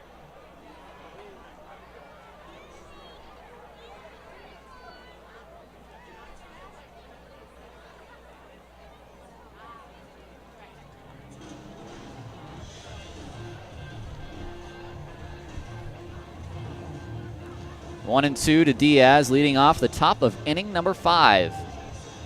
The first of a 6-game series. 3 here at UC Health Park, 3 in Greeley. Fouled over the Owlz dugout, out of play. Euro Diaz had an RBI single in the first. He struck out looking in the third. Did not agree with that strikeout called in the third. This is going to be over the head of Hernandez. It's another extra base hit.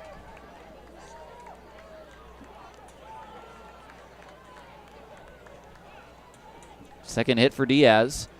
And the 14th overall now.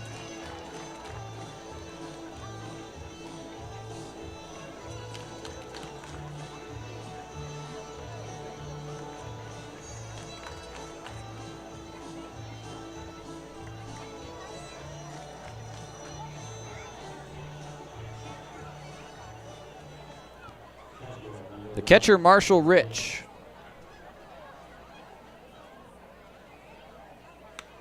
To center field, Diaz coming in. He will play it on a hop. It's a single for Rich. It's hit 15. And these Owls are not quitting.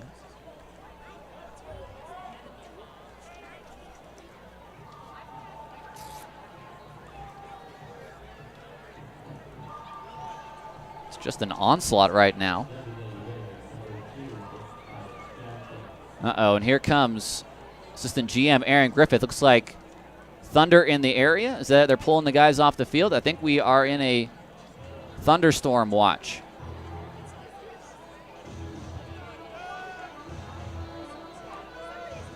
Looks like this lightning is a little too close.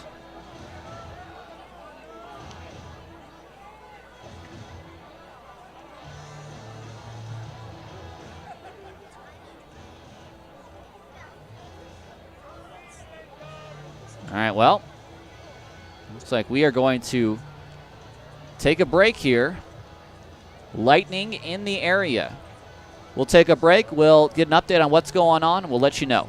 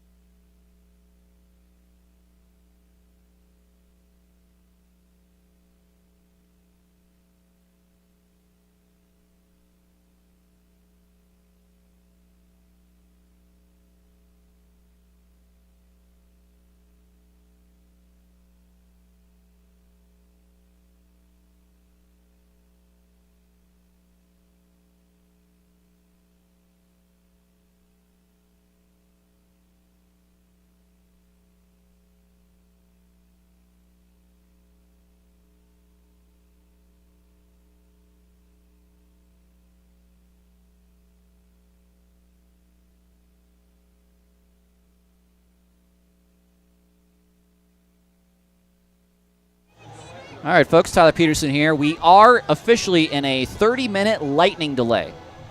So how we proceed is this. For each lightning strike within, I believe, a radius of 8 miles, 7 miles, I'm being told, the timer resets at 30 minutes.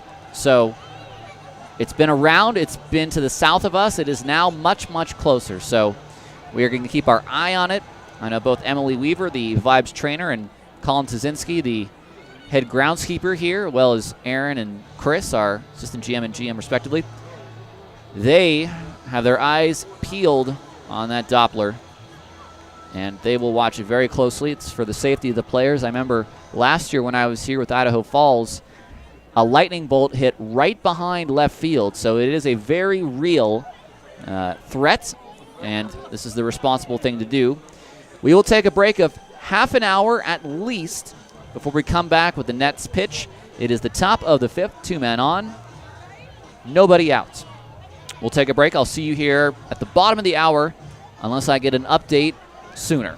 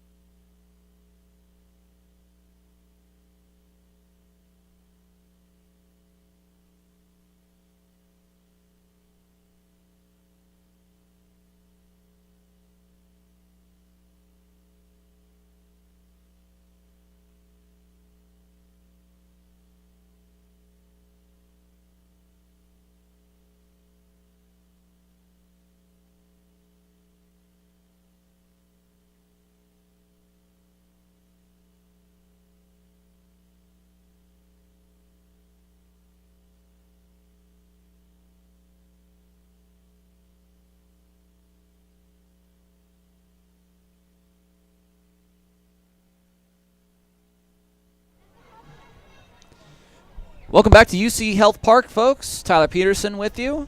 We are just about ready to get things restarted here on the field. We had a lightning delay that will now be a little bit north of 40 minutes, right about 40 minutes.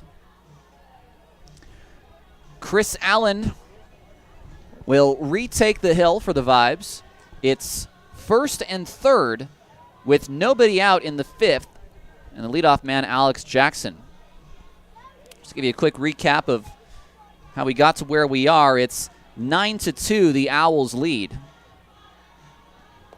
They scored 4 in the 1st, 1 in the 3rd, and 4 in the 4th, all off of Brett Irwin, who went 4 innings, allowed 13 hits, 9 runs, 8 earned. He didn't walk anyone. He struck out 2. The Vibes defense behind him did allow 2 errors as well, and one of those runs was unearned. Chris Allen has faced 2 hitters, Euro Diaz, who doubled, and Marshall Rich, who singled. And it's those runners at 3rd and 1st. So it'll be Jackson, the DH, who hit a home run just last inning.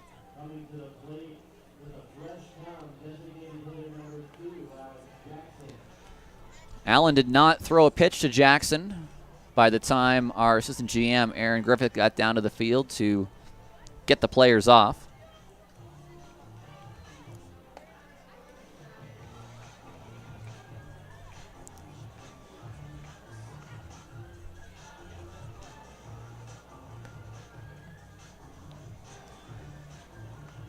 Not such a great night for the Vibes thus far, but who knows? Maybe a little delay will help. It'd be tough if this hurt them, let's put it that way. They're down 7, and the Owls are in a pretty good spot to drive in another run. Jackson to the plate. This game was delayed at 8:03 p.m.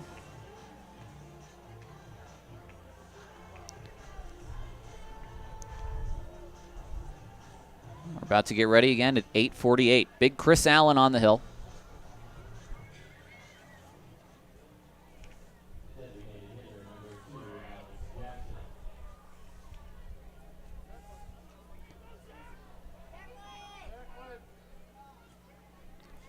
There goes the runner, Rich. Navarro's throw is not going to be in time. The throw to the plate. He is out at the plate.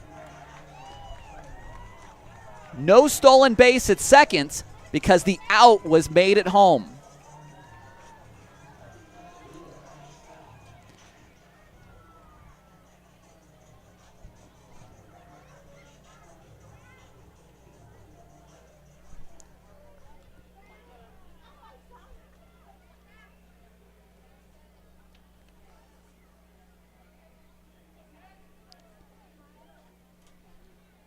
So 1 away.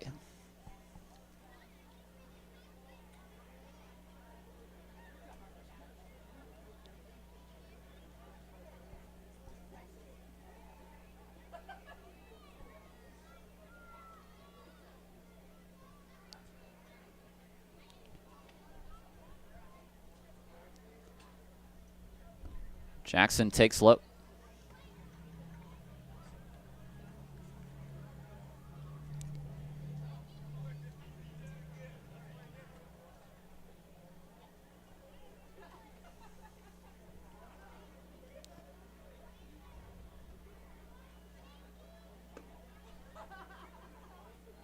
And that's ball 4.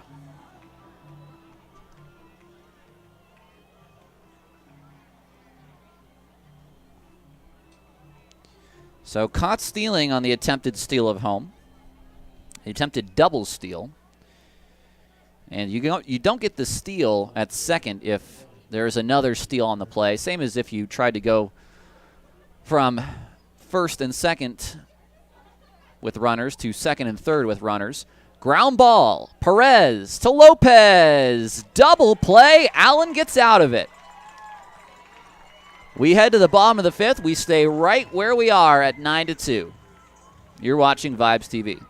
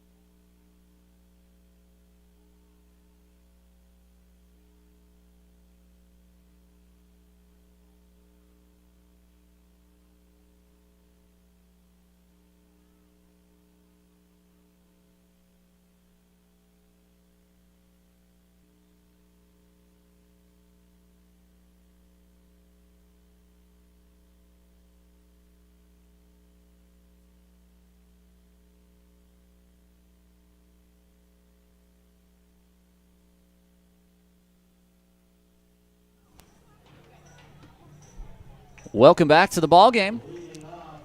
Bottom of the fifth, and somehow Chris Allen was able to get out of that top of the fifth without a run scoring. First and third, nobody out.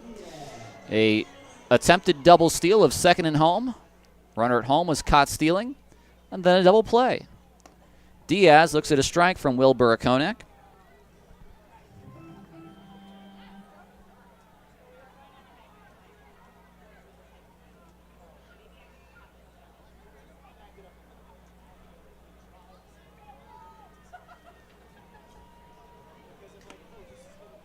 It's outside now.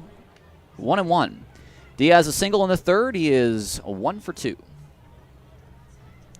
All right, you make one nice defensive stop.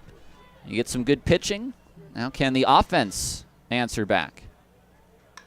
Diaz into left center. A leadoff single. You can't get it all back in one chunk, so that is a place to start for Rocky Mountain. Be a little helpful delay. We'll see. We'll see if the lightning delay actually helps the Vibes. The delay lasted 45 minutes from 8:03 to 8:48. Now Ethan Lopez, who is 0 for 2.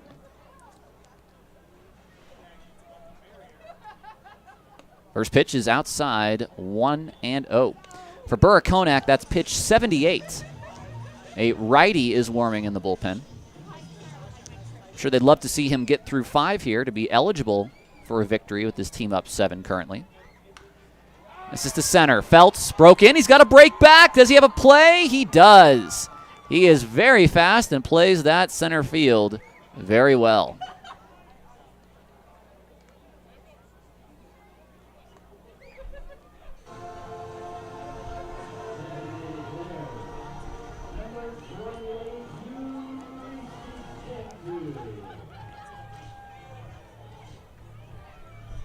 Lopez is 0 for 3 now. Here's Cantu. There goes Diaz. It's a good throw from Rich. It is on the money. He's thrown out 2 now, and that was a really, really nice throw.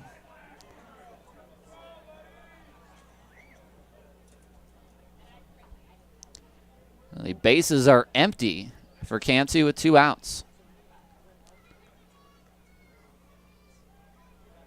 Boy, what a quick release as well. The out goes 2-4 on Diaz.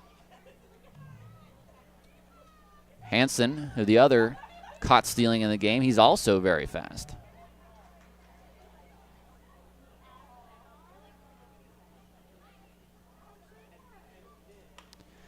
Up the middle into Burakonak's glove.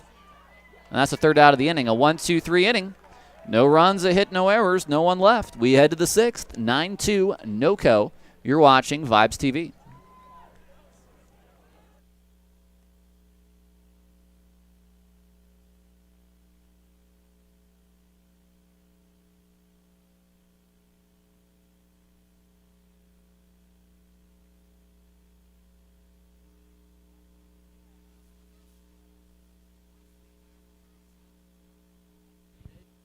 Hanging down here with some cool kiddos. It's time for the Toasty Dance-Off. So we have 4 kids out here, split them into 2 teams. So we have a team over here and team over here. They got 20 seconds to show us those best dance moves. Then you Vibe fans to help find out who has the best moves. Are you guys ready? Are you guys ready? All right, Vibe fans, let's cheer them on in 3, 2, 1, go!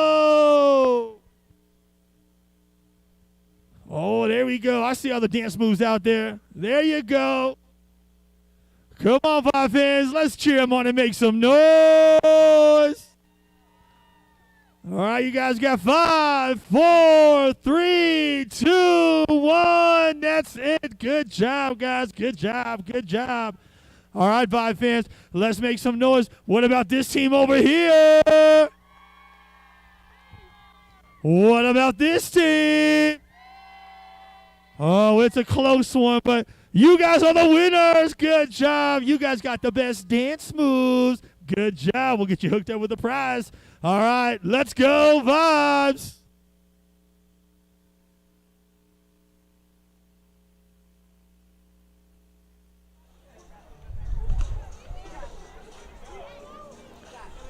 Top of inning number 6 here from UC Health Park. It's 9-2, the Owls lead.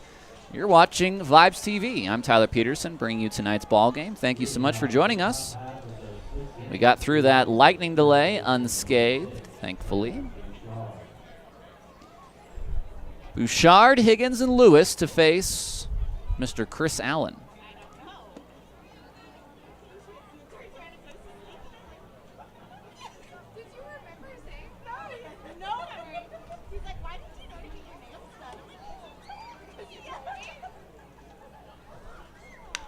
Ground ball toward the second baseman, Lopez. And that's an easy out, number 1.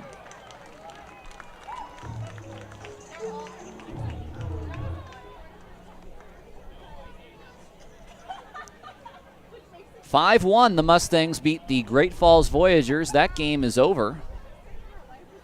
And it was a quick ball game in Billings. 2 hours and 15 minutes at Dealer Park. I don't even think they have a pitch clock. How about that?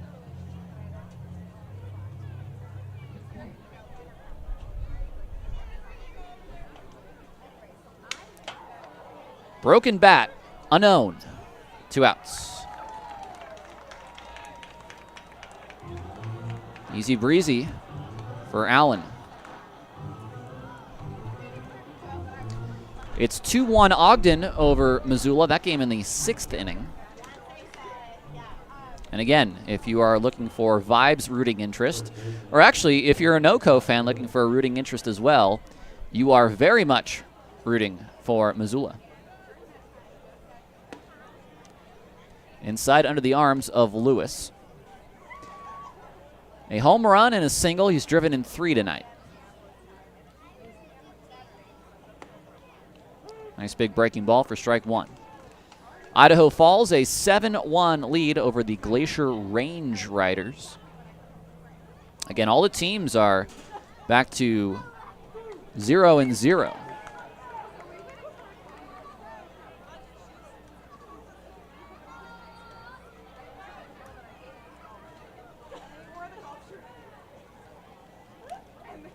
One-two toward a known. That's foul.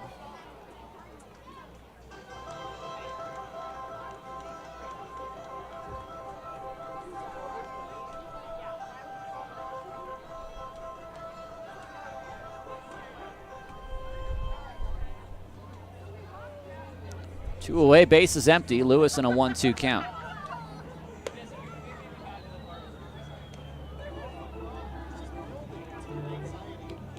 One last game that is not sending information to our stats system, Presto, is the Grand Junction Boise game, but I know they're playing.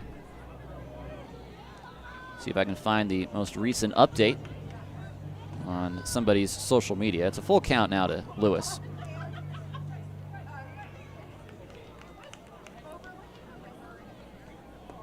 Strike 3 called. Lewis knew it. The inning is over. 1-2-3 for Allen. He picks up his first strikeouts. We head to the bottom of the 6th. Still a 9-2 Owls lead. You're watching Vibes TV.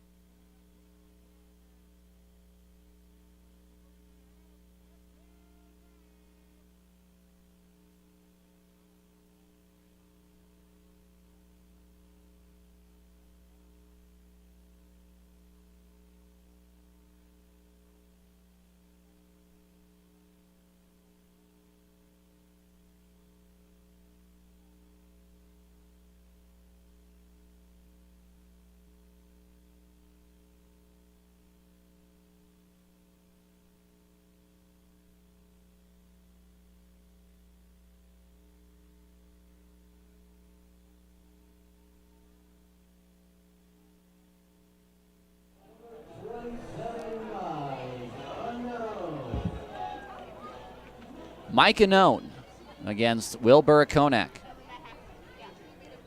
9-2, the Owls lead. That's down low. I do have an update for you. As of 25 minutes ago, the Hawks scored a third run on the Grand Junction Rockies. It's 3-1 Hawks in the 5th.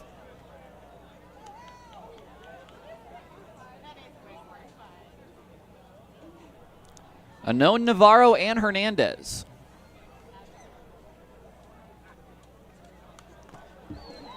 Stays alive.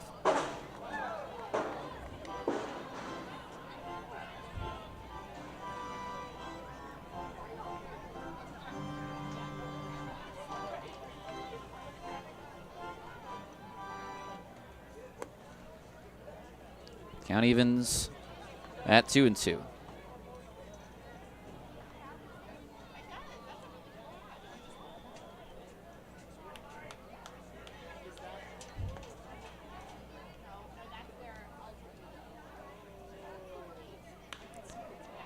Right into the glove of Higgins.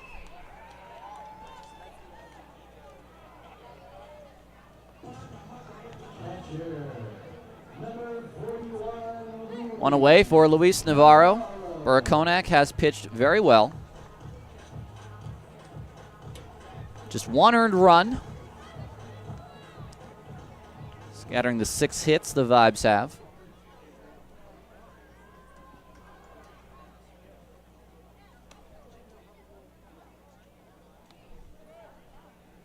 And both the runs the Vibes scored, they scored on fielder's choice groundouts. Down the line, it's a fair ball. The third baseman's going to have a tough play, and that's a single. Give a lot of credit to Bouchard. He didn't have much of a chance, but he tried his best to get the ball over there. Credit Navarro for some aggressive base running down the first base line. So a one-out hit here in the 6th. When you're down 7, you need to start chipping away sooner rather than later. We have seen 7-inning runs from this team in the 8th and I believe another 7-inning run in the 7th. So certainly that's a ball on Burakonak. So it's 1-0.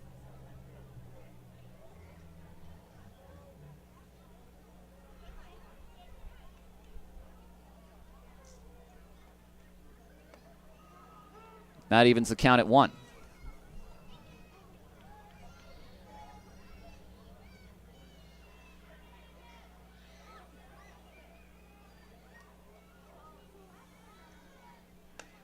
High and outside for ball 2. 2-1 the count.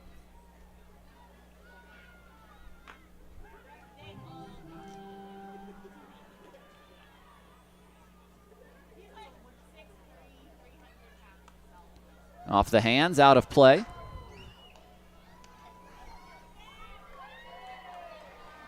Can they string something together? Haven't had multiple hits in any inning since the 3rd. They got 3 hits in the inning and still just had 1 run.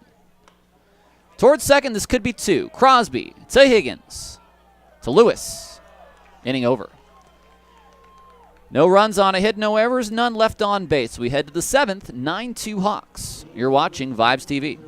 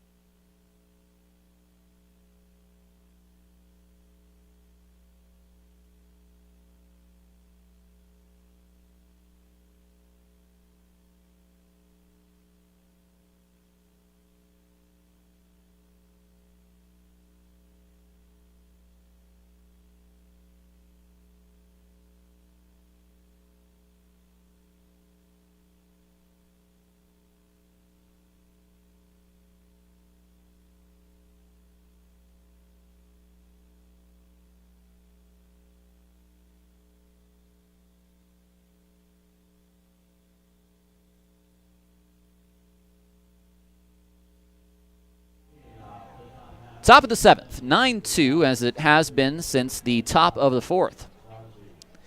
The Owls leading the Vibes. Chris Allen has been sharp.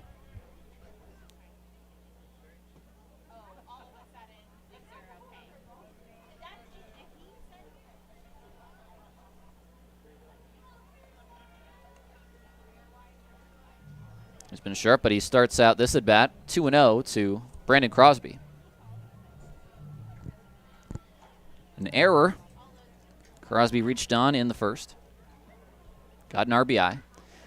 Launches this to center. Back is Diaz. Does he have a play? No, it's going to one-hop the wall. Gets it in quickly, keeps Crosby to a double.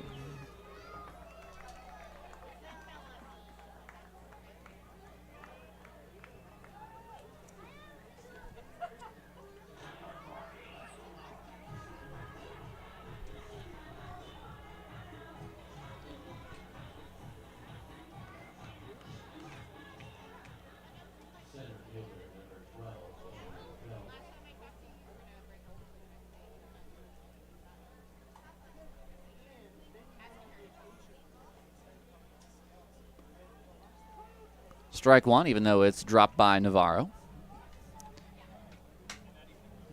We see Cameron Feltz move to the right-handed batter's box now. Switch hitter. 1 for 3 with an RBI double.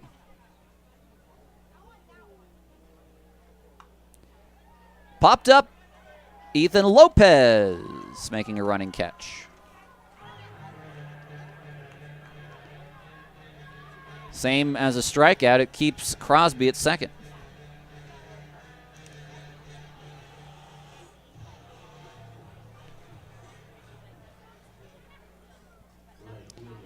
Allen worked around a double, a single, and a walk in the fifth. Had a 1-2-3 sixth. Leadoff double here in the seventh. Got the next man to pop out as Diaz goes out of play. Euro Diaz was the man caught at home on the attempted double steal. He is 2 for 3, a single and a double. Into the glove of Allen, and that's a double play. Second time in the game, there's been a line out back to the pitcher. Diaz lines into the double play. The inning is over. We head to the bottom of the seventh. Can the Vibes break through? They haven't scored since the third. It's 9-2 Owls. You're watching Vibes TV.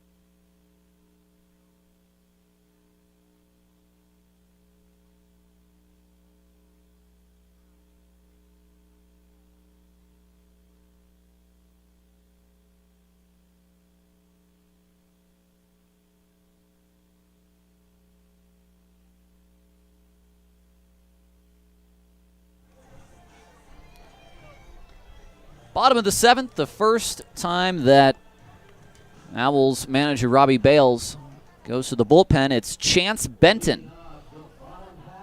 Benton, his 15th game, 1-2 record. He has 2 saves. ERA of 8.27. He'll face Nick Michaels. In front of home plate, Rich makes the play.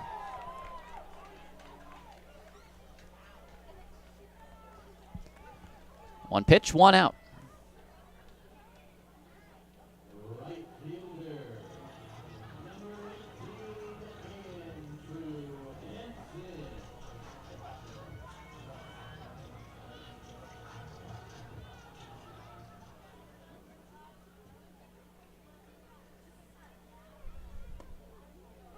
Strike one to Hansen.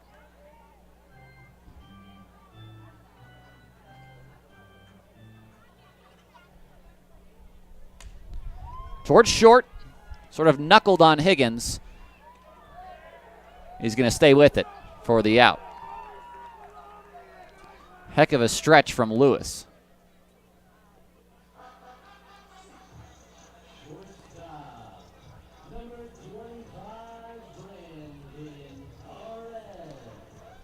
Three pitches for Benson and 2 outs.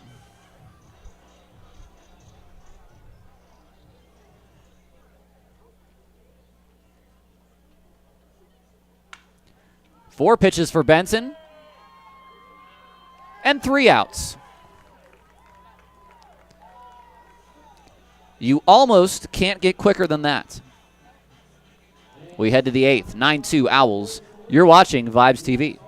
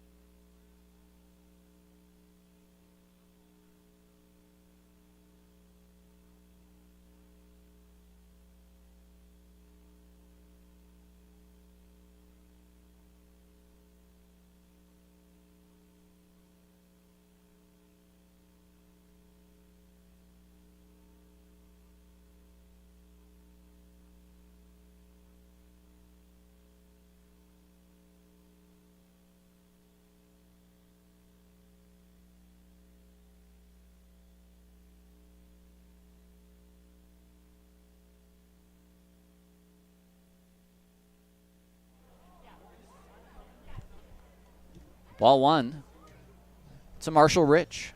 Welcome back. Top of the 8th, 9-2. The Owls lead. Chris Allen out for his 4th inning of work. He's only at 32 pitches.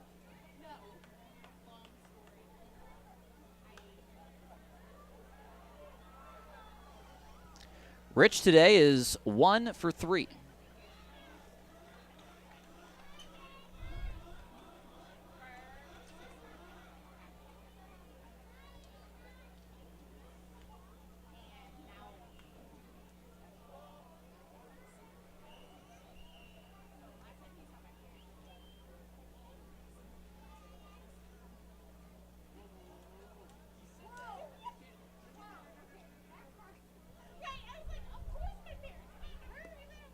Outside, now a full count to Rich, the catcher. A righty miming throws in the Owls bullpen. Strike 3 called on Rich. Second strikeout for Allen, first of the inning.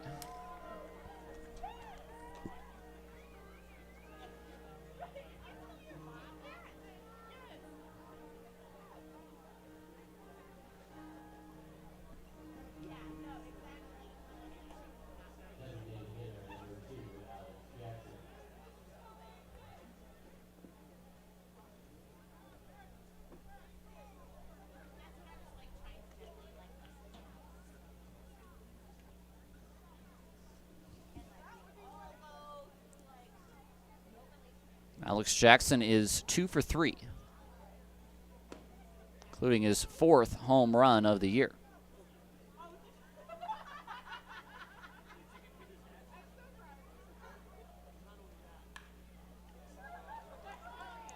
Give him his 3rd hit of the game.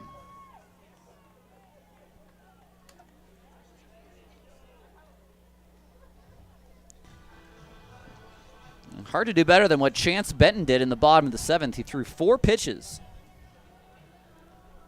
And he got 3 outs.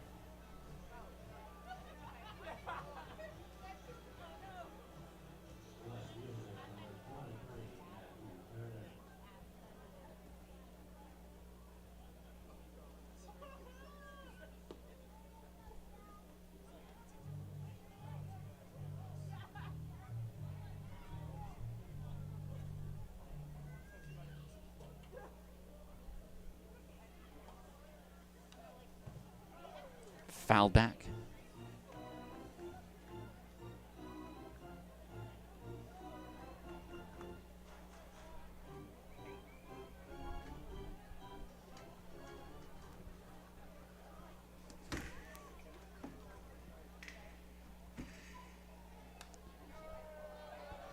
Turner out of play.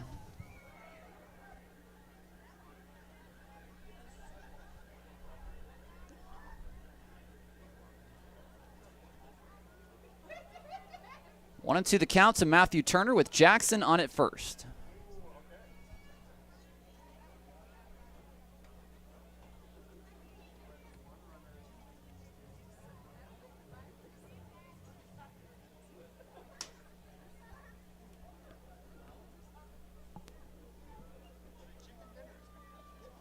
Here's the 1-2. That's high.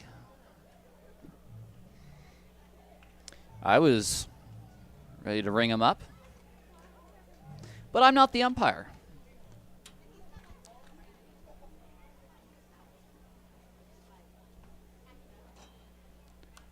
Out of play again. I definitely would say Matthew Turner has a larger strike zone than most players.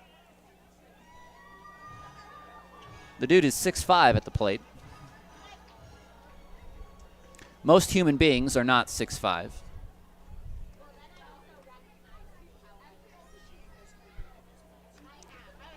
That's foul. Allen putting together what is probably his best outing for the Vibes this year, maybe altogether. When he got the win on opening day for the Range Riders against the Vibes, he had 3 scoreless innings with 5 strikeouts. There goes Jackson. Ball is in the dirt, and that's a stolen base.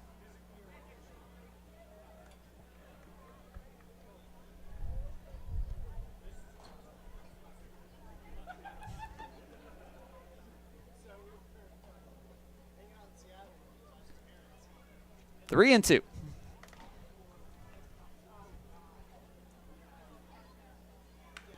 To center, it's hit softly enough, and it's down. They're going to hold Jackson up. And Turner gets halfway to second before walking back to first.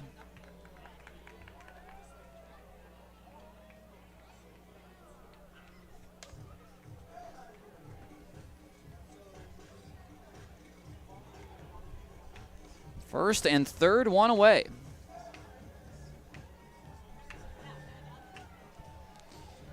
And it's Tim Bouchard. Bouchard is 1 for 4. Singled in the first. Came around to score as part of that 4-run first. That's strike one. Turner got a huge jump on Allen. He wasn't going anywhere, but they're about 3 steps towards second.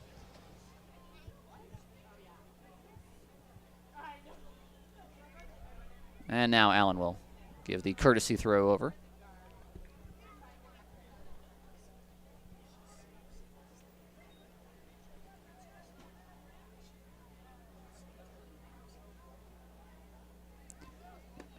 That's inside again. Turner started and stopped. I mean, this team loves to run. Turner's not attempted a steal all year. Down the right field line. Over is Hansen. He dives. He can't make the play. This will score at least one. They're going to wave in Turner right on his heels. is Bouchard, who gets into third with a 2-run triple. It's the second triple for the Owls in the game. And now they have scored off Allen. It's runs 10 and 11.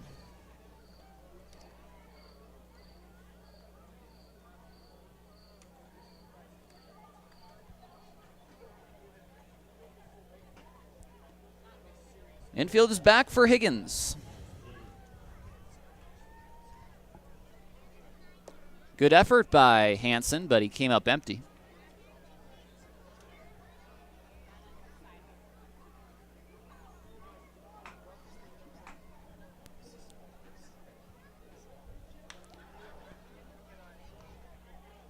Perez has it.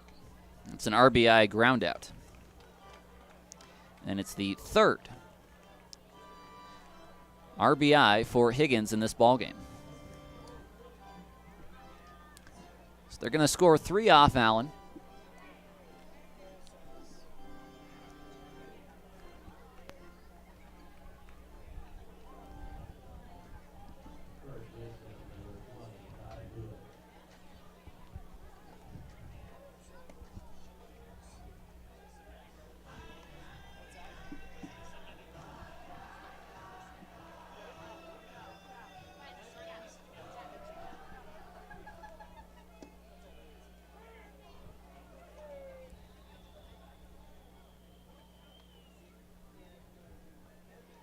I think we see the new guy down there. I think that's Dusty Baird getting ready in that Vibes bullpen.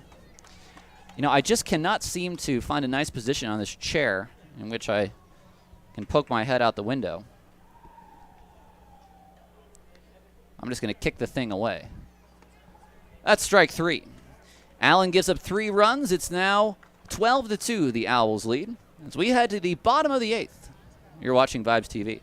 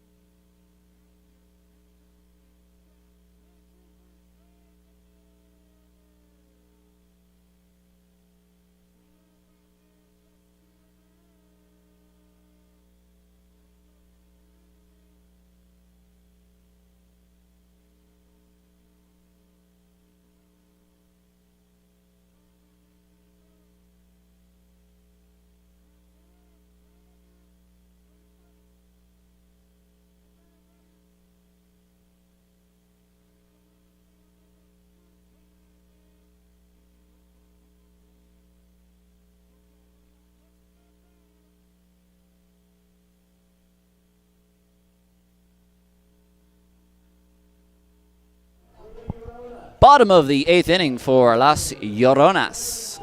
It's the top of the order, Diaz, Lopez, and Cantu. Facing against Chance Benson, who had a 4-pitch inning. Swinging a foul at the plate. Diaz does have 2 hits in the ball game, but I mean the Vibes only have 7 hits and 2 runs. Not a whole lot to want to remember from this game. It's inside 1-1. That is Dusty Baird, the newest Vibe, getting ready to make his pro debut down in the bullpen. He is 6'8", 225. That is a big dude. He's wearing number 32, formerly worn by Jesus Valenzuela, who was pretty tall himself. Right to Lewis. 1 out.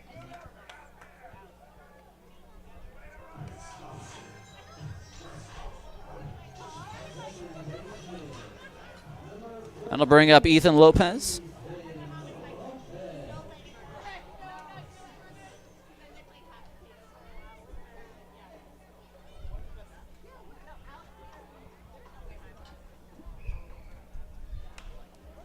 To right field.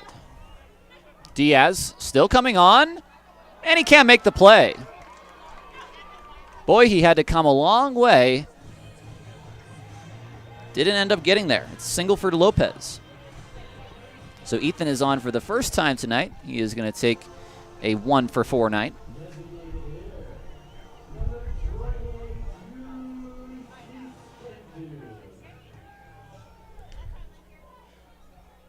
There's not a whole lot of wind right now, but it just seemed like that ball was tailing away from Diaz the whole time. Cantu takes a strike. 0 for 3 with an RBI.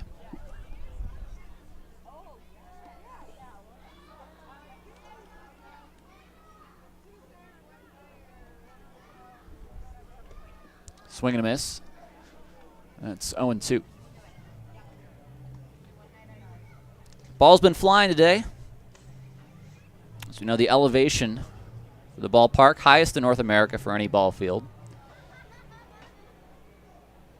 6,531 feet. Can't get much higher than that. Off the plate. But you know what? If I stand on this chair, now I'm at 6,532 feet. So what do you got on that? I'm going to get down from that swivel chair now as that's hit back to the screen. I learned very early on as a child, I think it was an Arthur cartoon, if you remember back to Arthur cartoons.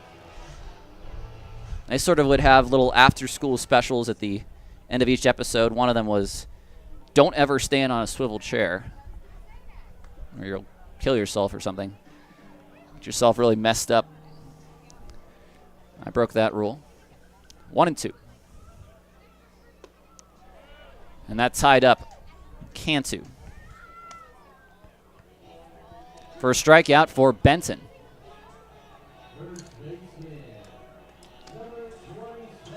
Do they still have children's television like that?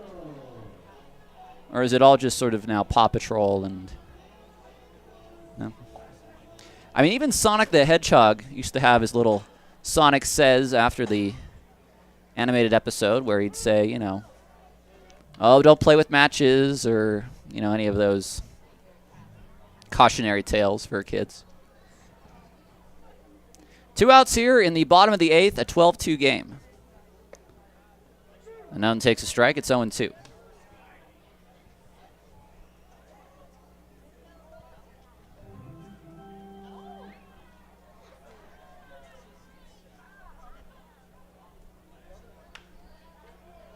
Right to Bouchard. 3 outs in the inning. We head to the 9th, 12-2. The Owls lead. You're watching Vibes TV.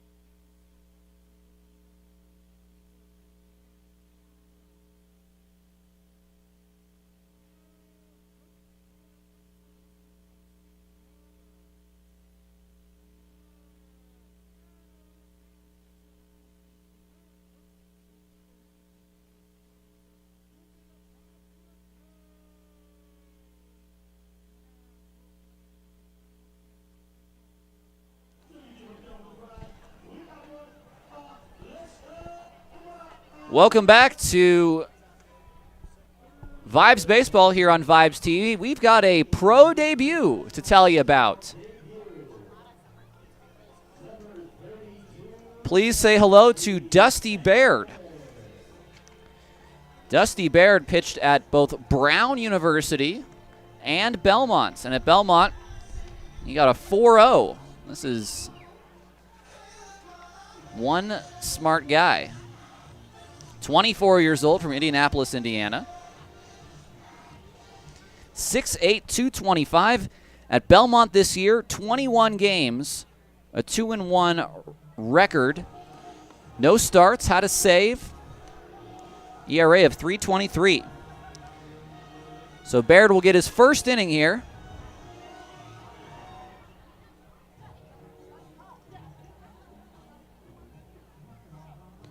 And he'll face Crosby, Feltz, and Diaz. So we'll see what the guys got.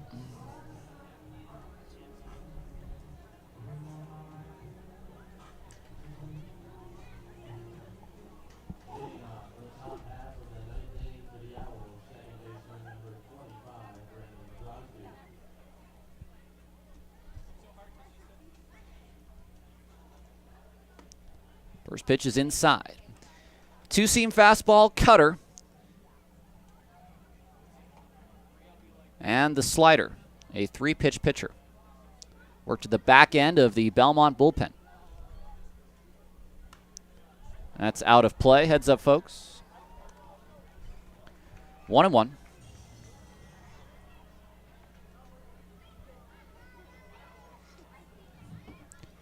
So it's an interesting pitching motion. Sort of rocks back and forth. And sort of, I'm watching it back, almost like he pushes the ball as he brings it forward. 2-1 to Crosby, who has 2 hits. He's been on 3 times. Way outside. It's 3-1.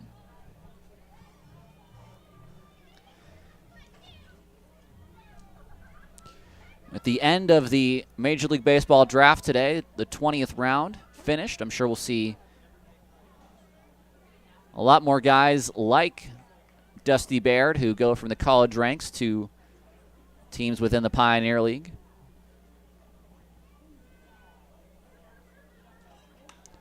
To right field, Hansen. Oh, he dropped the ball.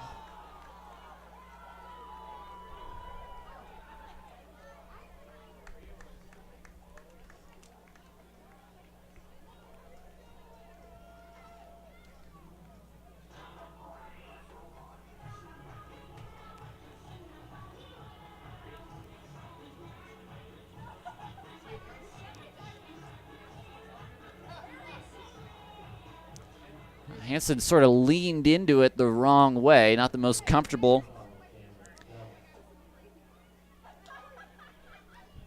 It's a 2-base error.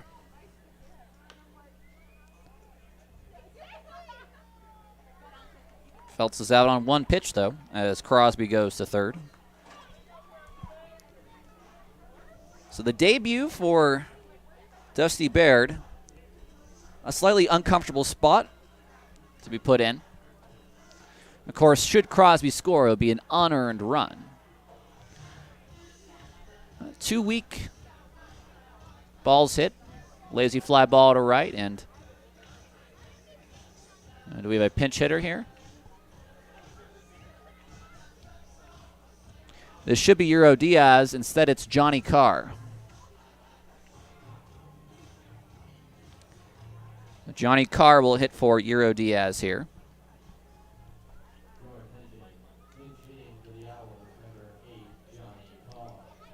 Carr is also a Colorado Mesa Maverick.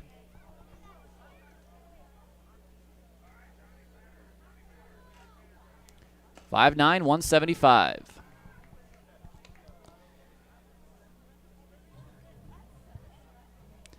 Johnny Carr has played 3 games.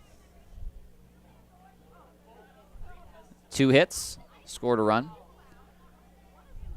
Bounce that down the line.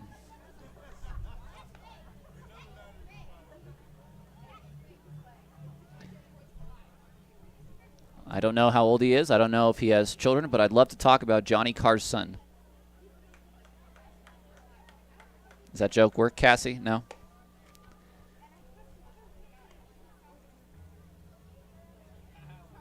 My rule is when you're down 10, you can, yeah, I mean, okay. 1 and 2. And he got him. How about the break on that slider?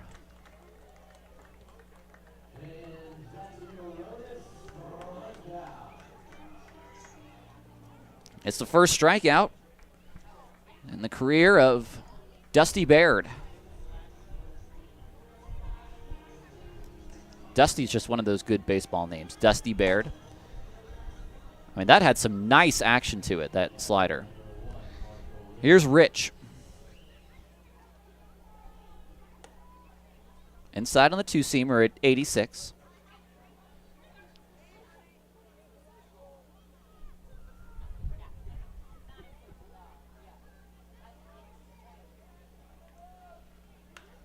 Ground ball, Lopez. For the third out and a clean inning for Dusty Baird. We head to the bottom of the ninth, 10 to tie, 11 to go home. You're watching Vibes Baseball on Vibes TV.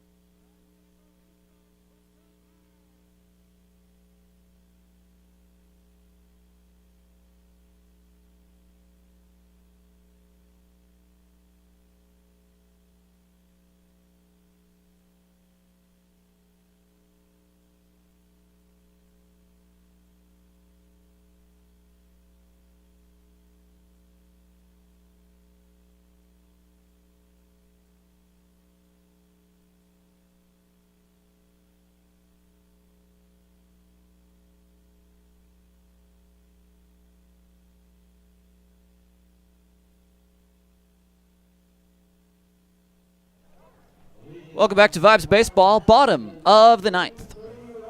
Chance Benson is on the mound trying to get a 3-inning save. And he's only at 17 pitches through 2 innings, so why not for Benson? If you're the Vibes, you want to try to knock him out. Can't win the ball game. I mean, you can if you score 11 runs. I'm going to try to get somebody else from the bullpen to throw some pitches in this ball game.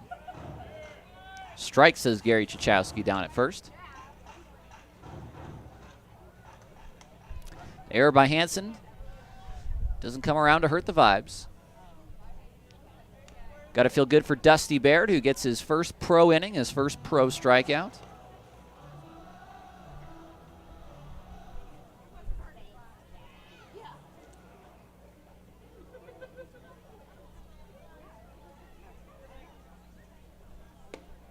That's off the plate.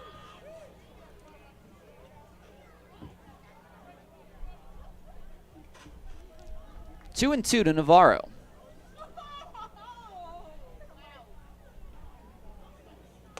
That's inside. It's a full count. Not only is there no one up in the Owlz bullpen, the entire bullpen is now in the dugout.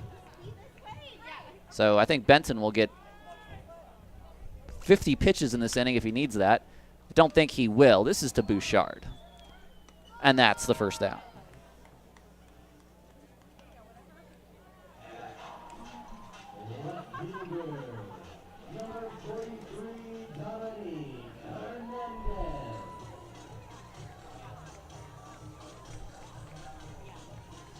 Here's Hernandez, one away.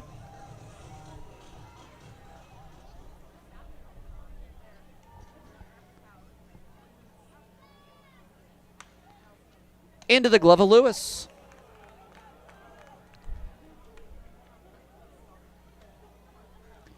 So the Vibes might go quietly out into that night. They have not scored a run since the third. They got one in the second, one in the third, both on fielder's choices.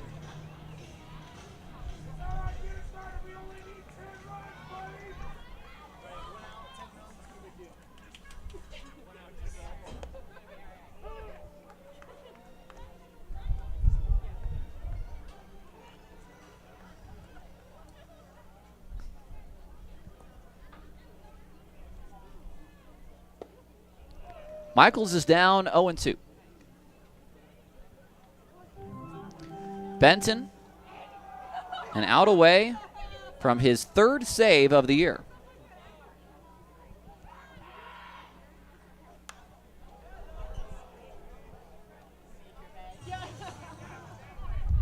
Nice night for Michaels, I have to say. 2 for 3 in his home debut. A single and a double. It was the only extra base hit of the game. Fouled off again.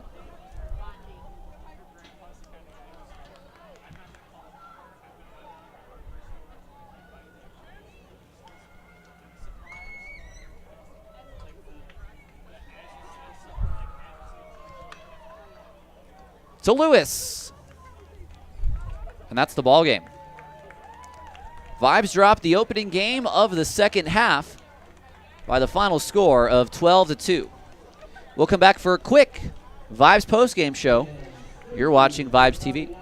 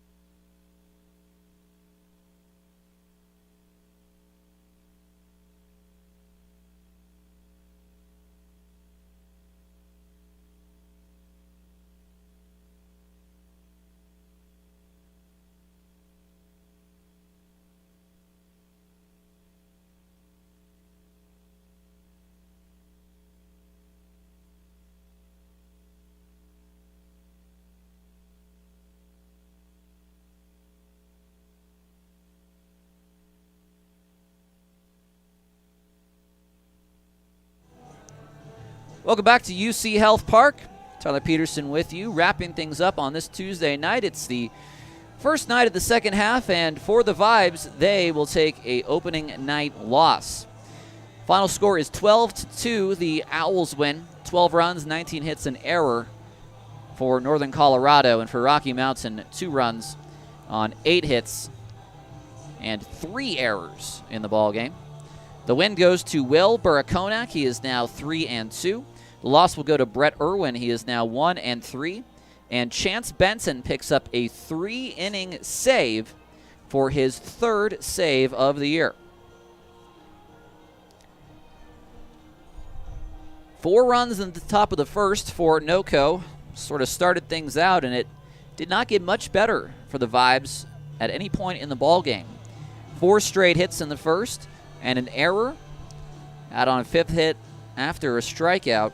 4 runs off Irwin. They added 1 on in the 3rd and then 4 more in the 4th and 3 more in the 8th inning. For the Vibes, just 2 runs, 1 in the 2nd, 1 in the 3rd. Both were on fielder's choices. 1 off the bat of Hansen, the other off the bat of Ulysses Cantu. And that was it for the Vibes. They only had 8 hits. There was 1 error by the Owlz squad, but it was a pretty dominant night altogether from Northern Colorado, who start off the second half with a record of 1-0. It was a Pioneer League debut, professional debut for Dusty Baird. He pitched a scoreless 9th, allowed an inning, no hits, no runs, no walks, a strikeout. Chris Allen had a really nice night out of the bullpen. That is until the 8th inning. He finishes with a very nice line nonetheless. 4 innings, 6 hits, 3 runs, 3 earned, a walk, and 3 strikeouts. Around the league, it was 5-1 Billings over the Great Falls Voyagers. A score that really does not affect the Vibes very much. A score that does affect the Vibes, though, is the Missoula-Ogden score. The Paddleheads with an 8-3 lead over the Raptors. That game now in the top of the 8th. Meanwhile, in the top of the 7th, Idaho Falls with a 9-4 lead on the Glacier Range Riders. They were the worst team in the Northern Division.